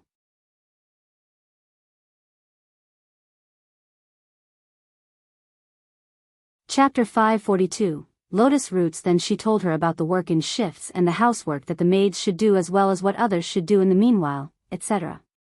Rules needed to be set in the beginning, and people would be customized to it naturally. Although Xian did not care about rules, they needed to be set so as not to cause chaos. Ms. Fong smiled. Okay, that sounds like a good arrangement. It saves us a lot of trouble. You do not know how messy it was in the morning, when those 6 girls were surrounding me, wanting to get the work done. Yang Xiaomi was quite frightened too. Yeah. I am not used to that. Xianxia smiled. Mom, you can tell them what needs to be done. Same goes for you, third sister-in-law. Honestly, there will be more people around us in the future. The breakfast served on this day was white rice porridge, steamed buns and flour rolls, as well as kimchi and chopped bamboo shoots, sauerkraut, bacon and chili, and fried garlic. The white porridge was fragrant and thick, the porridge rice grains were distinct and full, and the taste was smooth. The steamed buns were white and fluffy, the flour rolls were smeared with scallion foam, and the aroma was tangy. The kimchi was mouth-watering and attractive. The diced bamboo shoots, bacon and sauerkraut are stir-fried, and they were spicy and fresh to the extreme, making everything look delicious. The breakfast was simple, and full of taste as well. Xianxia converted an empty wing room in the backyard into a dining room for servants to eat, and set up the square table and stools. Chunyu and the others would eat there in the future. They might not be used to cutting bamboos. So, they did not wait for them to eat breakfast. They ate first, and then Xianxia and Yuezheng went to the Jianghu village. The couple was in a donkey cart. As for Chu Shan, he left early in the morning. He needed to join people from the Jianghu village and head back to the province. It could not be delayed. Xianxia and Yuezheng came to the Jianghu village and called some people from 3 families and let them plant the lotus roots in the pond. The pond was dug years ago, but it only started storing water last month. All the trees that should be planted by the pond had already been planted. There were 2 weeping willows, 4 peach trees, 1 pomegranate tree, 1 loquat tree, 1 elm tree, 1 locust tree and 2 mulberry trees. Planting lotus roots was a rare thing. So, many people were attracted to come and watch the scene together. Lotus roots? That doesn't look very good. So what? I heard they taste good. I have seen the flowers before. They are beautiful. Can they be planted here? Planted in the pond? Yeah, didn't hear that before. Xianxia and Yuezheng ignored these gossips. They watched Lin Mian and Xiaoshirsan planting lotus roots by the pond, but what Xianxia saw were tender, green, pearl-like lotus seeds in autumn. They could be stewed in soup, cold-dressed, stir-fried, ground into powder and steamed for eating. They could also be used as sweet-scented asmanthus lotus root, or lotus root powder. That would be such a great thing. She never worried about whether they would survive. When the lotus roots were planted, water chestnuts would be available for planting as well. Water chestnuts could not be planted in the pond. They needed to be planted elsewhere. The seedling could be done first, then transplanted. Xianxia entrusted Ding Erju and Ms. Zhou to deal with this matter. With lotus roots in the pond, and the water chestnuts on the way, fish and shrimps would come next.